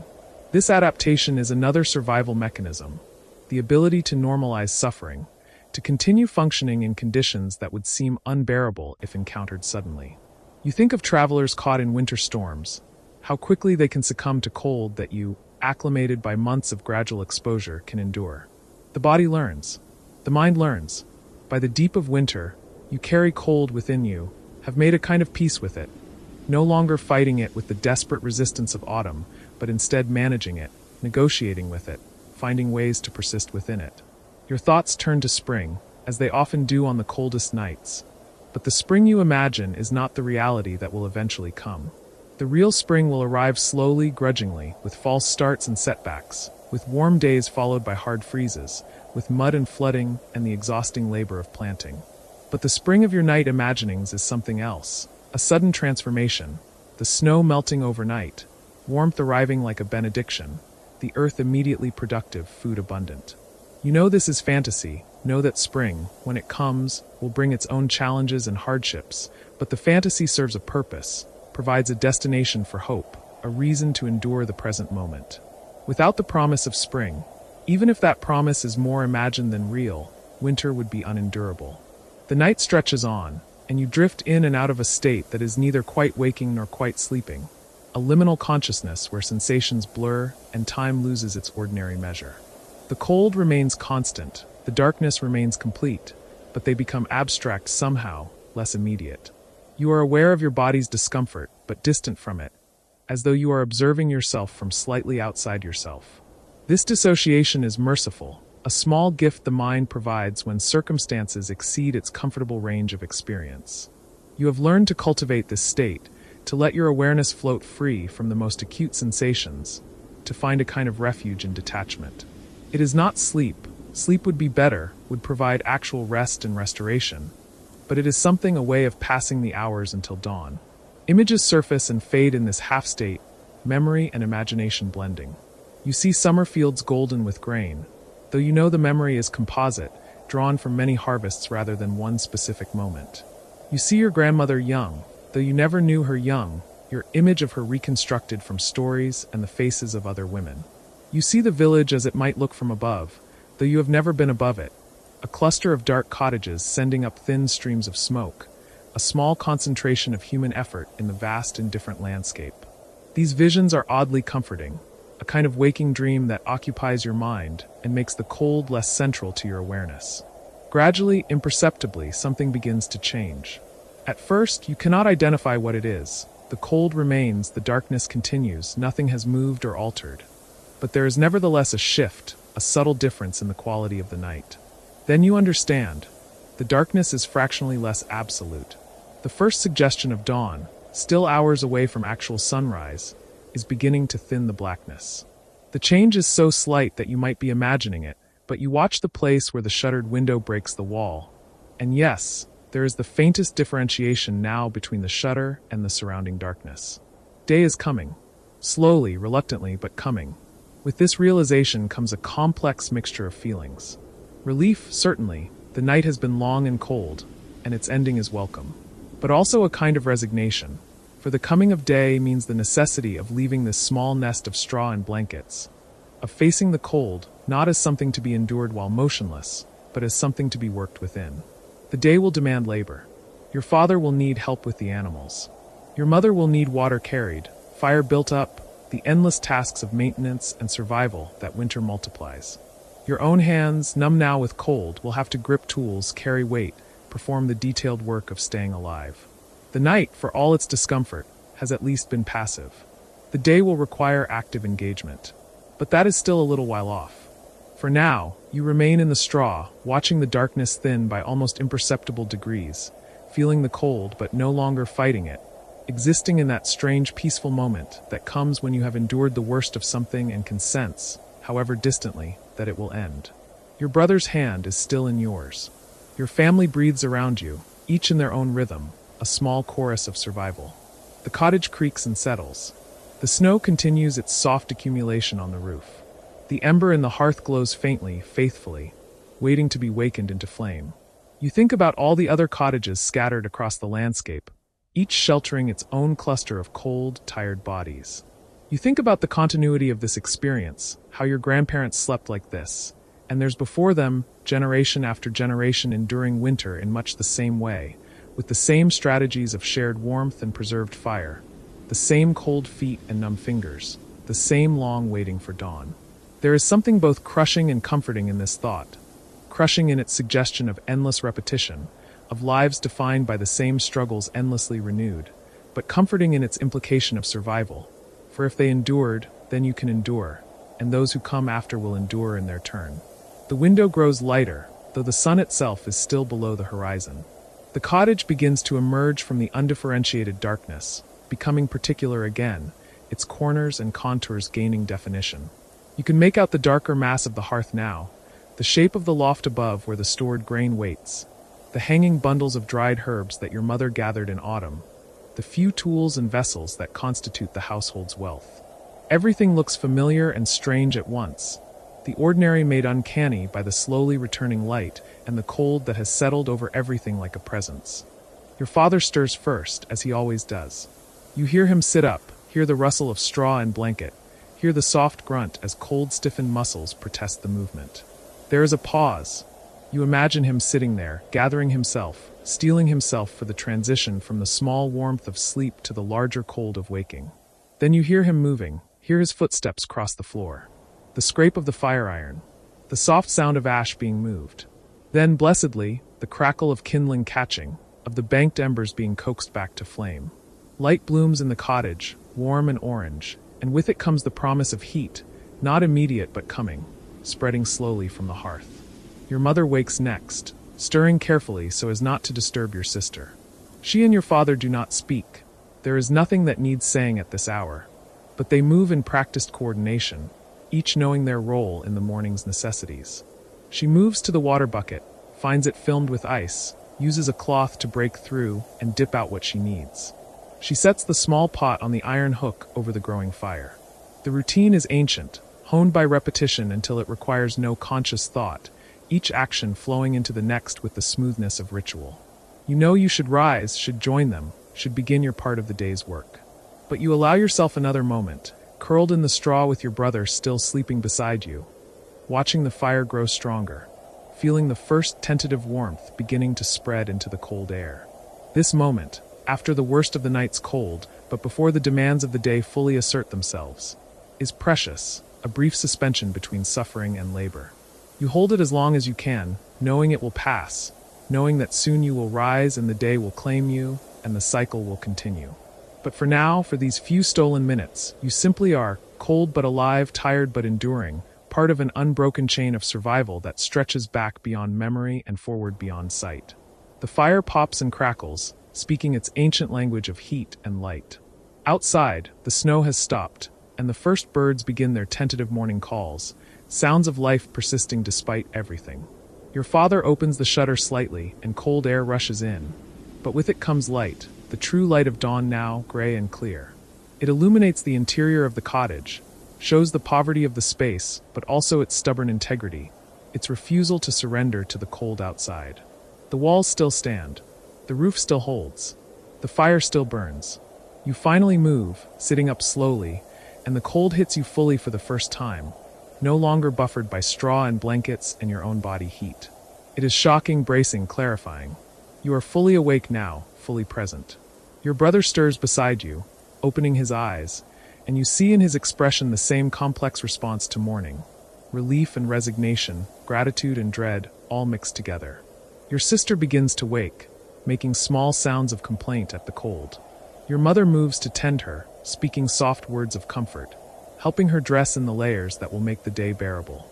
You stand, your legs unsteady for a moment, your feet painful as circulation begins to return to them fully. You move toward the fire, joining your father there, holding your hands toward the flames. The heat on your palms is almost painful, the contrast with your cold skin so sharp as to be nearly unbearable, but you do not pull away. Slowly, gradually, warmth begins to penetrate, begins to spread from your hands up your arms, begins to drive back the cold that has claimed so much of your body. The feeling is almost painful, but also deeply, profoundly good. Your father looks at you, and you look at him, and in that glance is an entire conversation about the night that has passed and the day that is beginning. No words are needed. You both know what the other has experienced, what will be required, what small victories can be claimed, and what larger struggles continue. He nods slightly, and you nod back, and then he turns to begin checking the tools and provisions, preparing for whatever the day will bring, and you turn to help your mother with the morning tasks, and life continues, as it has continued, as it must continue, one cold morning after another, until the world turns again toward warmth. The cold has become part of you now, woven into the fabric of your being as surely as the rough wool that wraps your shoulders each night. You have learned its language, the way it speaks through your breath, through the creak of frost-stiffened thatch above your head, through the silence that settles over the village when the moon hangs low and white. You have learned, too, that survival is not a single act of will but 1,000 small decisions, made over and over, until they become instinct, until they become the very rhythm of your life. It is late February now, and the worst of the winter has passed, though the cold remains a constant companion. The sun, when it appears, stays a little longer each day, casting pale gold light across the frozen fields. You notice this change not with celebration, but with quiet acknowledgement, the way one might greet an old acquaintance after a long absence. There is still firewood to gather, still meals to stretch, still nights when the cold finds its way through every crack and seam of your cottage. But there is also the faint promise of something beyond this, a memory of warmth, distant but real. This morning you wake before dawn, as always, your body attuned to the rhythms of necessity. The darkness inside the cottage is complete, save for the faintest glow of embers in the hearth. You lie still for a moment, listening to the breathing of your children beside you, their small bodies radiating what little warmth they possess. Your wife stirs on your other side, her shoulder pressing against yours beneath the shared blankets. You feel the cold air on your face, sharp and clean, and you know without looking that frost has painted the inside of the shutters white. You rise carefully, sliding from beneath the blankets with the practiced stealth of someone who has done this 1,000 times. The cold hits you immediately, wrapping around your body like water. You move quickly to the hearth, kneeling on the packed earth floor, your bare feet already numb. The embers are weak, barely alive, and you add kindling with steady hands, coaxing the fire back to life with patient breath. Smoke curls upward, and slowly, reluctantly, small flames begin to lick at the dry wood. The fire grows, and with it comes a sphere of warmth that pushes back the darkness just slightly. You feed it larger pieces, watching the flames take hold, feeling the heat begin to reach your hands and face. This is the daily miracle, the transformation of cold darkness into light and warmth, and though you have witnessed it countless times, it never loses its significance. Fire is life, and you are its keeper. Your wife rises soon after, moving through the cottage with quiet efficiency. She stirs the children gently, pulling them from sleep, helping them dress in their layers of wool and patched linen. Their faces are pale in the firelight, their movements slow with cold and lingering sleep. Your eldest daughter, Marta, is 9 now, and she has learned to help her mother without being asked, plaiting her younger sister's hair, checking that her brother's tunic is fastened properly. You watch her sometimes and see the woman she will become, if fortune allows, if the winters ahead are kind. Breakfast is barley porridge again, thin but hot, and everyone eats in silence, gathered close to the fire. You blow on each spoonful before bringing it to your lips, feeling the warmth spread down your throat and into your chest. It is not enough to fill you, but it is enough to begin the day. Your youngest son, Thomas, barely 4, holds his wooden bowl with both hands, his eyes heavy with sleep. He leans against your wife's side, and she strokes his hair absently while she eats. When the meal is finished, you prepare to go out. The day's work waits, as it always does. Today you will join several other men from the village to clear fallen branches from the manor's woodland, a task that has been postponed through the worst of the cold, but can wait no longer. It is hard work, but it means extra wood for your own hearth if you are careful, if you ask permission, if the steward is in a generous mood. You wrap yourself in your cloak, pull your hood low, and step out into the gray morning. The air is so cold it hurts to breathe, each inhalation sharp and piercing. The sky is heavy with clouds, low and leaden, promising more snow perhaps, or simply the continuation of this endless cold. The village is slowly waking around you. Smoke rising from other cottages, the sound of a door opening, the low of a cow in someone's byre. You walk the familiar path toward the woodland, your feet crunching through snow that has been packed hard by many footsteps.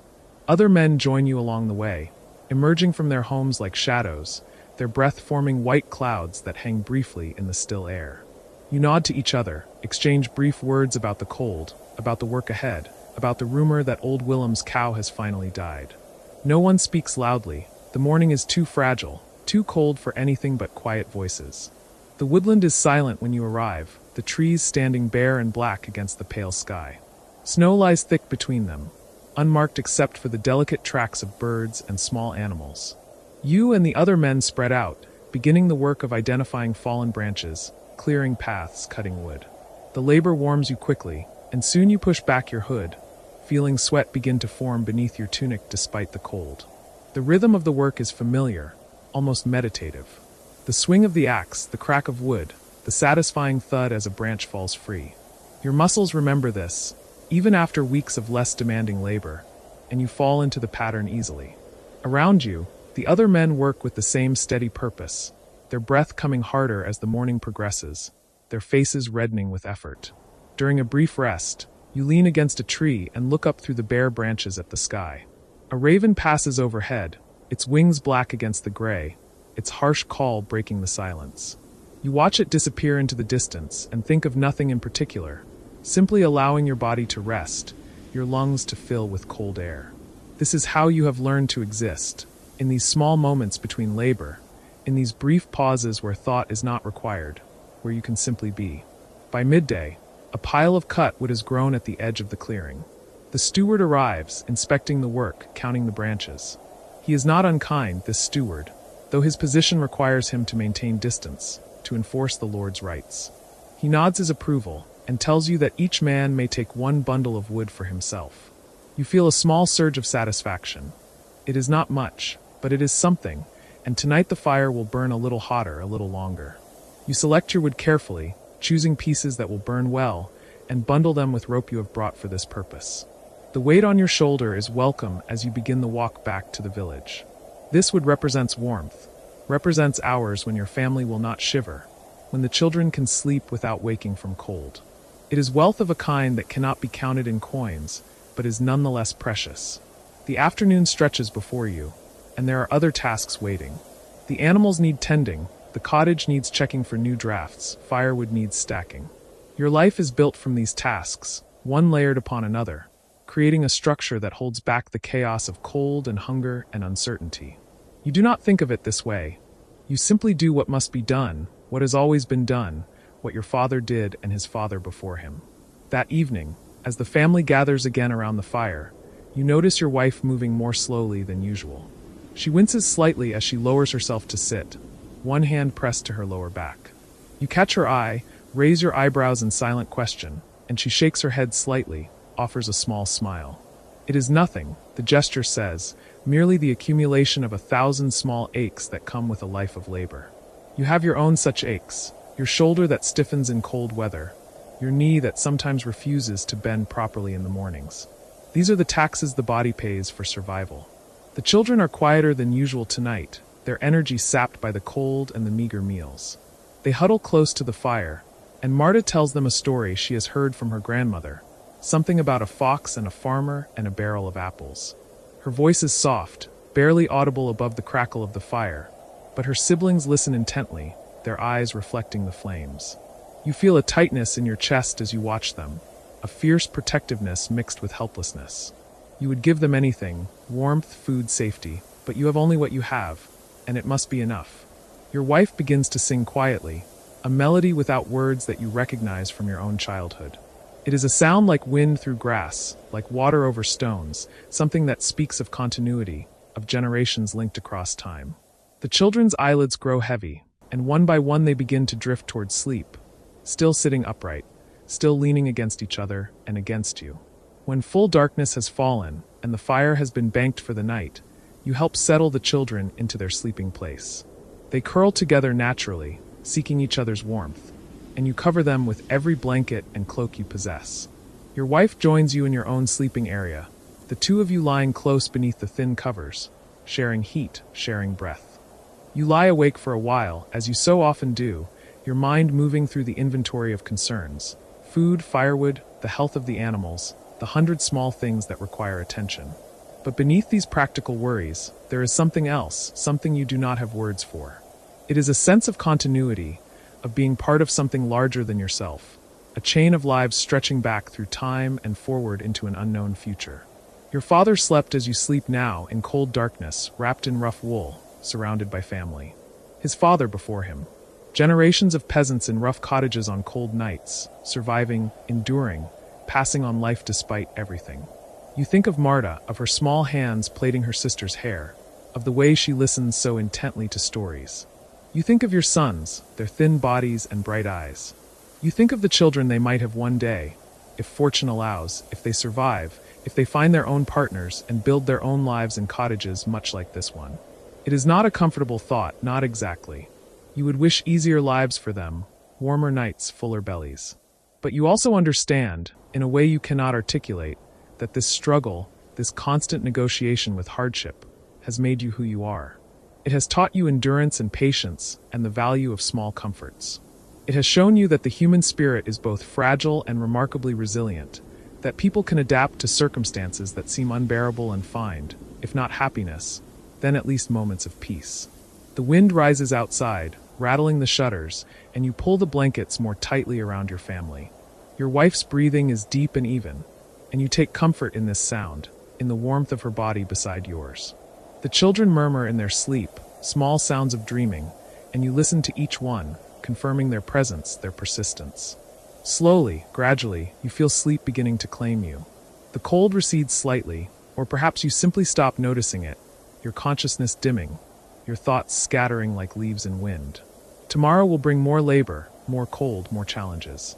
But tomorrow is not yet here, and in this moment, in this dark cottage on this frozen night, you are alive, your family is alive, and that is victory enough. The darkness deepens around you, soft and complete, and you surrender to it, letting it carry you down into sleep, into dreams of spring, of green fields and warm sun, of children laughing, of bread fresh from the oven. They are only dreams, you know this, but they sustain you nonetheless, these visions of a gentler world, these promises that winter, however long, must eventually yield to something softer. And so you sleep, as peasants have always slept on freezing nights, wrapped in whatever warmth you can gather, holding close what matters most, enduring through darkness toward the distant promise of dawn. You wake in the depth of the coldest month, the one your grandmother called the wolf month, when even the boldest predators draw close to human settlement in search of warmth and prey. The darkness in the cottage holds a particular weight now, thick and textured, pressed down by the accumulated cold of weeks without true thaw. Your breath rises in clouds you cannot see but feel against your face, moisture condensing and cooling instantly on your cheeks and eyelashes. The straw beneath you has compacted further, the stalks broken into fragments that no longer cushion, but merely separate you from the frozen earth by the thinnest margin. You shift, and the rustling speaks of brittleness, of organic matter on the edge of dissolution. The animal warmth you share with your family feels more precious than ever, each body a small furnace fighting against the vast cold indifference of winter. Your daughter sleeps pressed against your side, her her small back rising and falling with the slow rhythm of deep sleep, and you adjust the shared covering so that no gap admits the searching fingers of frost. The cottage darkness begins its familiar softening. Not into light, not yet, but into visibility, the transition so gradual you cannot mark the moment when shapes separate from shadow. The wall timbers emerge first, their crude surfaces etched with patterns of ice that has formed from the moisture of breathing, cooking, living. Delicate ferns of frost spread across the lower sections where condensation meets the coldest surfaces, and in another context, in another temperature, you might find them beautiful. Now they are simply evidence, testimony to how thoroughly winter has infiltrated even this defended space. You do not rise immediately. Movement requires decision, requires the willingness to leave even this inadequate warmth for the greater cold of action. So you lie still a while longer, feeling the cottage wake around you. Your son stirs at the far end of the sleeping platform, makes a small sound of discomfort as some dream touches him. Your wife's breathing changes, not quite waking but hovering at the edge, her body aware that dawn approaches even as her mind remains submerged in whatever rest she can claim. The animals in their section of the cottage are already awake, have been for some time. You hear the cow shift her weight, the chain of her tether clinking softly, and the almost inaudible sound of her grinding her teeth in that way she has, a habit born of cold and hunger and the long confinement of winter. The chickens make no sound, huddled together in their boxes of straw, but you know they are there, can sense their small, fierce warmth concentrated in that corner. Eventually you rise because you must, because survival is a series of necessaries that admit no refusal. The cold strikes you immediately, finds every gap in your clothing, every patch of exposed skin. You move carefully in the darkness, your body remembering the placement of every obstacle, every tool and vessel and piece of furniture. Your hands find your outer tunic where you laid it across the bench, and though the wool is cold it is at least dry, and you pull it over your head, tucking it into your belt with practiced efficiency. The hearth holds only the faintest suggestion of warmth, and you kneel before it with a mixture of hope and resignation. Sometimes, if you banked the fire carefully and the wind did not steal too much heat up the smoke hole, a few coals survive the night. You stir the ashes gently with a stick, searching for the red glow that would make this morning easier. There, a single ember, no larger than your thumbnail, pulsing with stored heat. You bend close, so close your face warms in its tiny radiance, and you feed it the finest shreds of bark, the driest wisps of straw, breathing on it with steady gentle breaths that coax rather than force. The ember brightens, spreads to the tinder, and a small flame trembles into existence. You add more fuel in careful increments, building the fire with the knowledge earned through hundreds of winter mornings, thousands. The flame grows, light spilling across the hearth stones and pushing back the darkness by degrees. Heat begins to radiate outward, and though it will be a long time before the cottage truly warms, the psychological effect is immediate. Fire is hope. Fire is continuation. Fire is the human answer to the winter's long question. Your wife rises now, moving to join you at the hearth, her face still soft with sleep but her hands already reaching for the water vessel, for the scraps that will become breakfast, for the endless tasks that give shape to survival. You exchange no words. None are needed, but your shoulders touch briefly as you both kneel before the fire, a moment of connection that acknowledges the partnership of this existence, the shared burden and shared determination. The children wake more slowly, reluctant to leave the relative warmth of the sleeping platform. You do not hurry them. Let them have these last moments of rest, of retreat from the world's demands. Soon enough they will be drawn into the day's necessities, but for now they can linger in that space between sleep and waking, where cold is just an idea and hunger has not yet reasserted its claim. You step outside while the cottage is still warming, need driving you into the pre-dawn darkness. The cold is absolute, stunning in its intensity, stealing breath and thought in the first moment of exposure. The snow under your feet squeaks with each step, a sound that marks temperatures far below freezing, and the stars overhead burn with a brightness that seems almost harsh, almost accusatory, as if asking what you are doing here, what any human is doing in such cold. Your breath freezes instantly, ice forming in your beard and on the edge of your hood. You attend to your body's needs quickly and return to the cottage, grateful beyond words for even its modest shelter. The contrast makes the interior feel almost warm, though you know the real temperature has barely changed. It is all relative, all a matter of what you compare against. Compared to the outside, the cottage is a haven. Compared to true comfort, to real warmth, it is barely adequate. But adequate is enough. Adequate is survival. Adequate is victory of a kind. The morning meal is brief and spare. Barley porridge thinned more than usual, a scraping of honey that tastes of summer's impossible sweetness, a piece of dried fish so salt-heavy it makes your throat burn. You eat slowly, making it last, letting your body register fullness even though the quantity is small. The children eat their portions and look to the pot hopefully, but there is nothing more to give, and they accept this with the resignation of those who have learned not to expect abundance.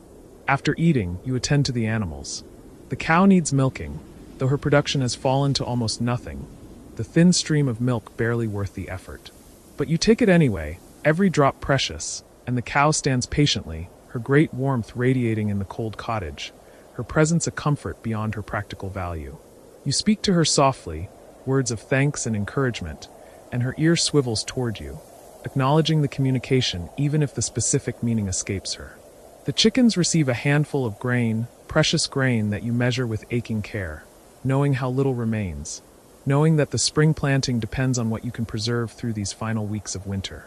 They peck at it eagerly, their movements quick and efficient, and one of them, the speckled hen who has always been bold, hops onto your boot, looking up at you with bright eyes that seem to hold both trust and expectation.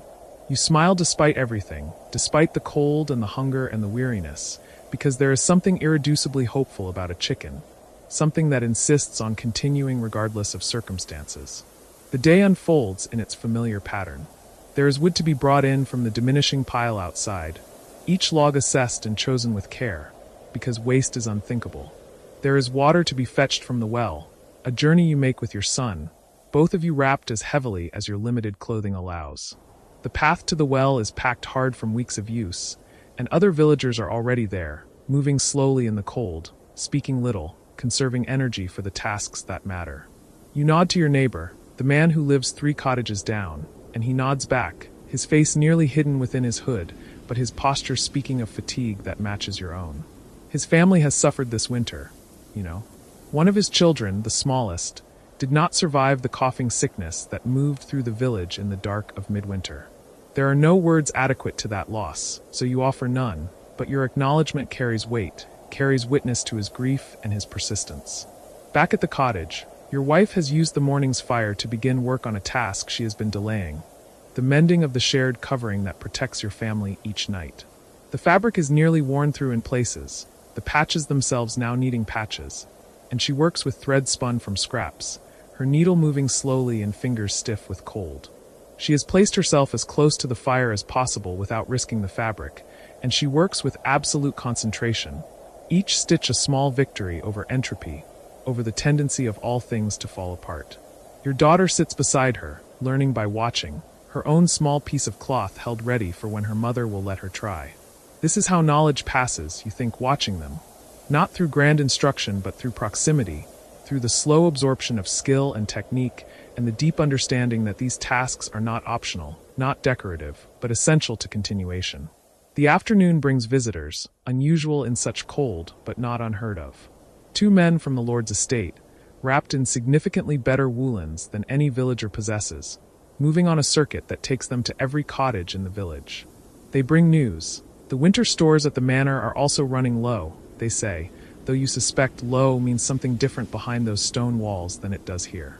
They assess and record, counting your remaining grain, your animals, your visible supplies, and though their manner is not unkind, their presence reminds you of obligations that will come due when spring arrives, debts and duties that cannot be avoided regardless of how little you have managed to preserve.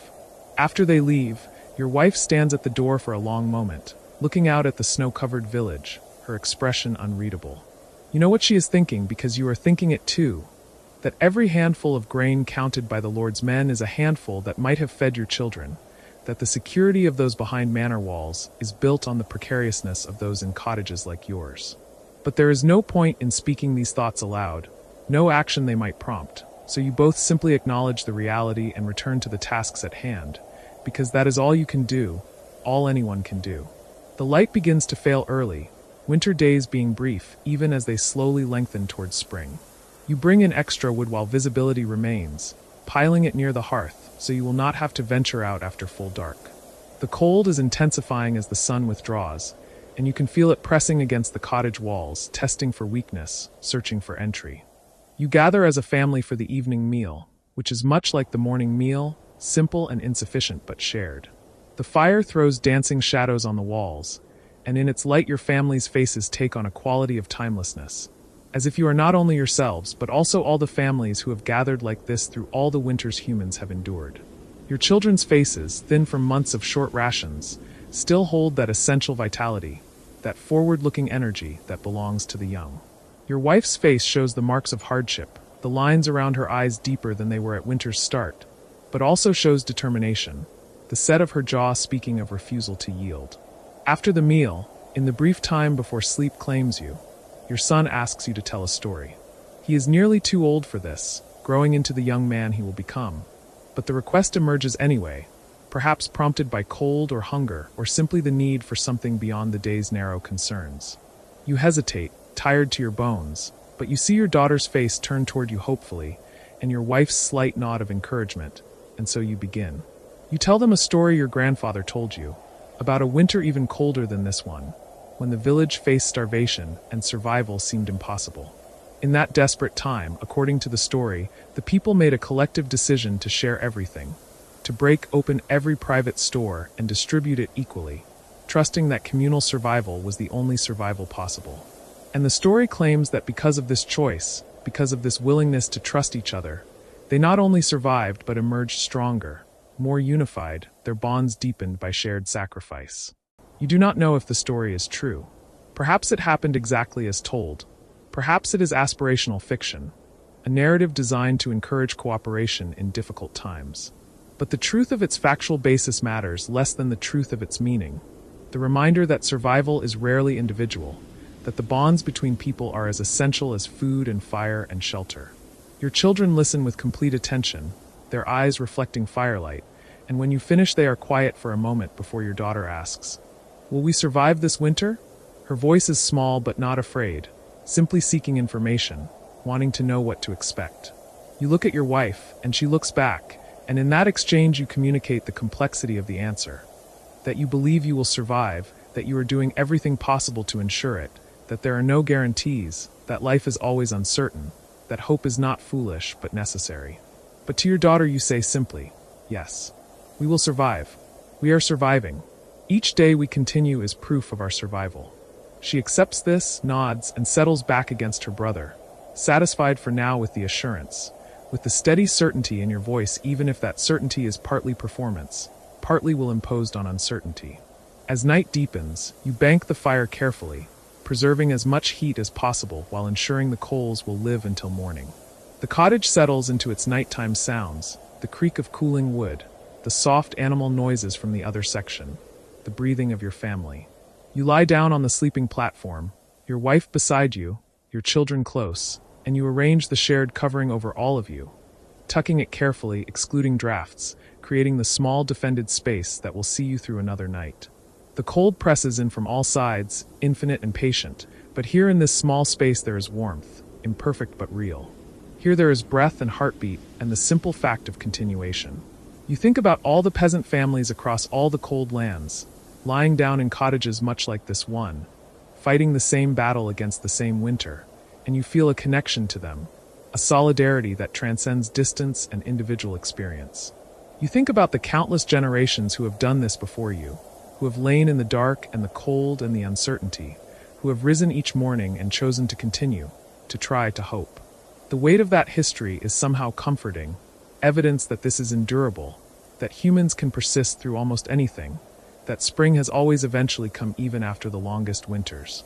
Your wife's hand finds yours beneath the covering, her fingers cold but her grip firm, and you hold on to each other in the darkness, a gesture of partnership and promise. No words are necessary. The touch says everything, that you are in this together, that you will continue to try, that whatever comes you will face it as you have faced everything else together.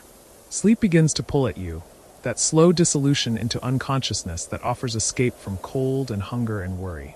You resist for a moment, holding on to wakefulness, to awareness, because even this difficult existence is precious, is yours, is real.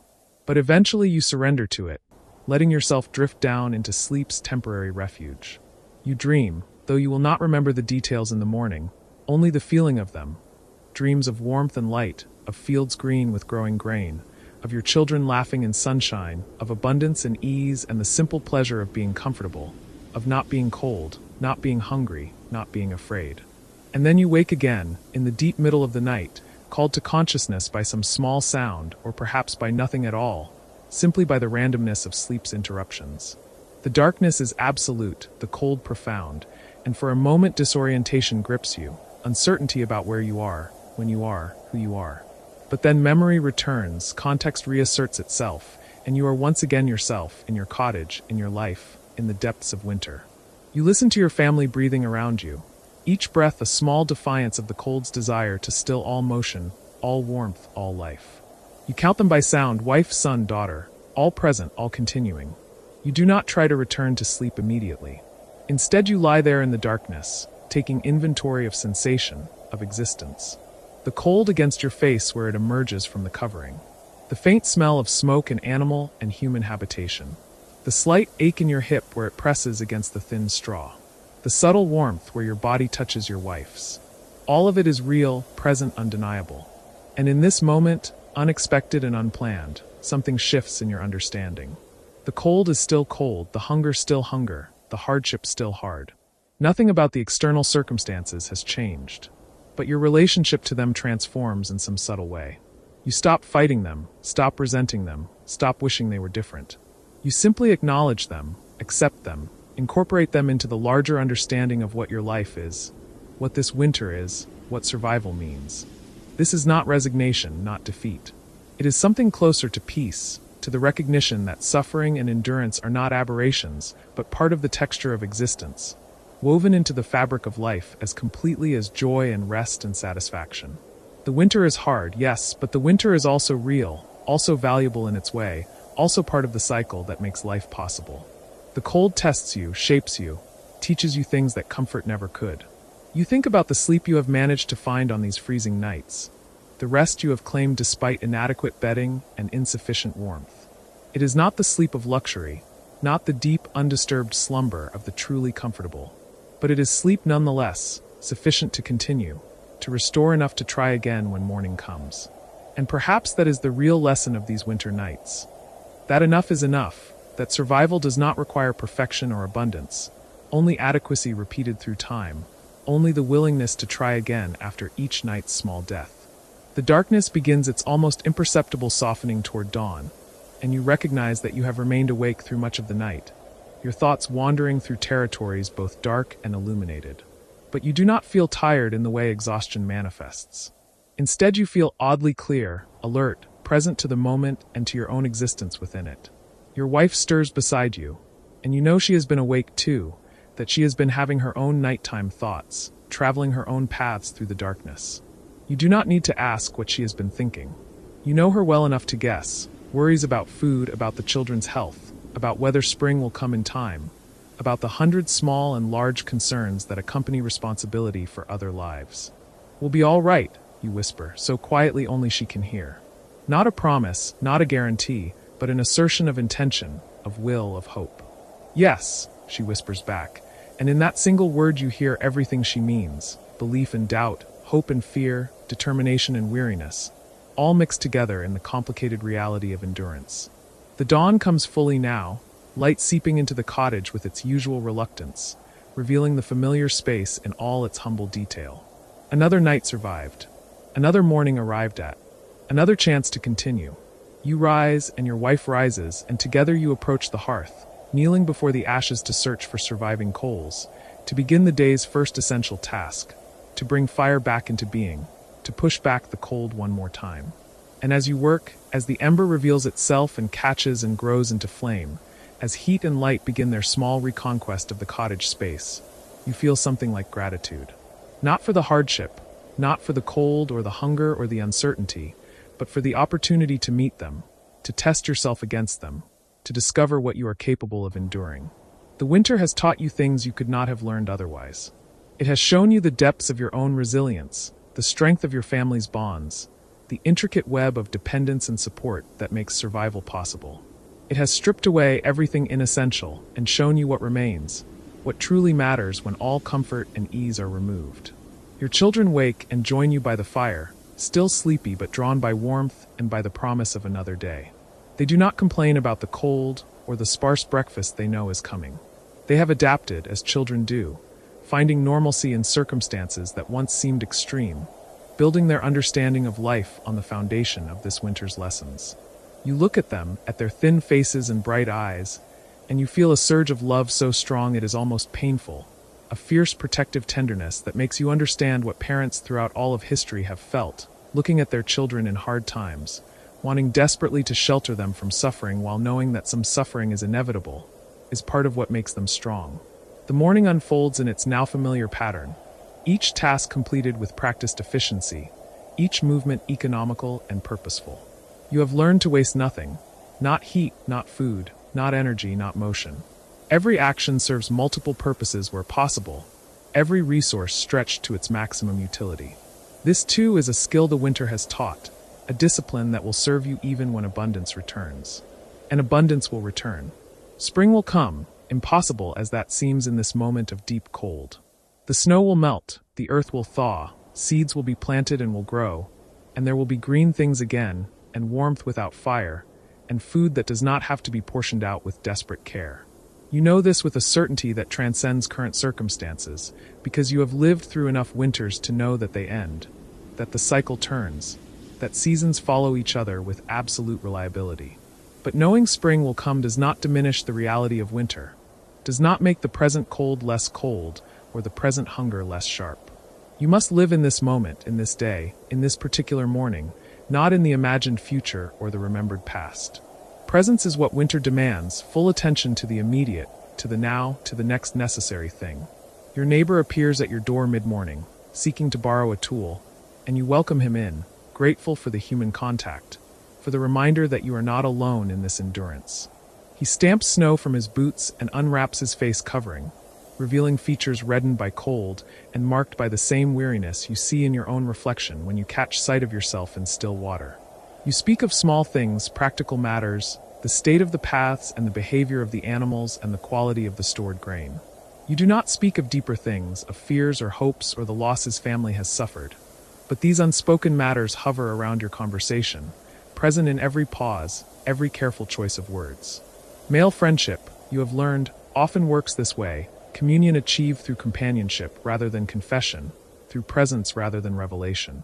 When he leaves, clutching the borrowed tool with a nod of thanks, your cottage feels emptier for a moment, and you realize how hungry you are for connection beyond your immediate family, how isolated this winter has made each household, each family retreating into its own small defended space. In warmer seasons there is more mingling, more collective work and celebration and interaction. Winter forces separation, privacy that sometimes feels more like loneliness. But the day does not pause for such reflections, and you return to your tasks, to the endless work of maintaining warmth and acquiring food and preserving what little you have. Your son works beside you, old enough now to be genuinely useful, his strength still developing but his determination complete. He does not complain about the labor or the repetitiveness or the seemingly endless nature of winter's demands. He simply works, and you feel pride in his steadiness, in the man he is becoming through these tests. Your daughter helps her mother with indoor tasks, learning skills she will need when she has her own household, her own family to shelter and feed and protect. She is quick to learn, patient with repetition, and you see your wife's satisfaction in having a daughter who takes seriously these essential competencies. The knowledge being transferred is not written down, not formalized in any way, but it is no less real for being conveyed through demonstration and practice, through the intimate pedagogy of daily life. The afternoon light, what little there is of it, begins to fade earlier than you would like, winter days being brief even as they slowly lengthen. You make your preparations for evening, securing the animals, bringing in the night's fuel, checking the security of doors and shutters against the cold that will intensify after sunset. And then, in that liminal time between day and night, you stand for a moment outside the cottage door, looking at the village spread out before you, each cottage identifiable by its thin column of smoke rising into the cold, clear air. Behind each of those smokes is a family like yours, struggling through the same winter, facing the same challenges, making the same daily choices to continue, to try, to hope. You think about the title you have heard applied to your kind, peasants.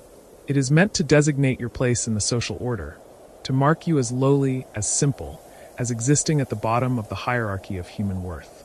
But standing here in the cold, looking at the evidence of survival represented by those ascending smoke columns, you reject that characterization.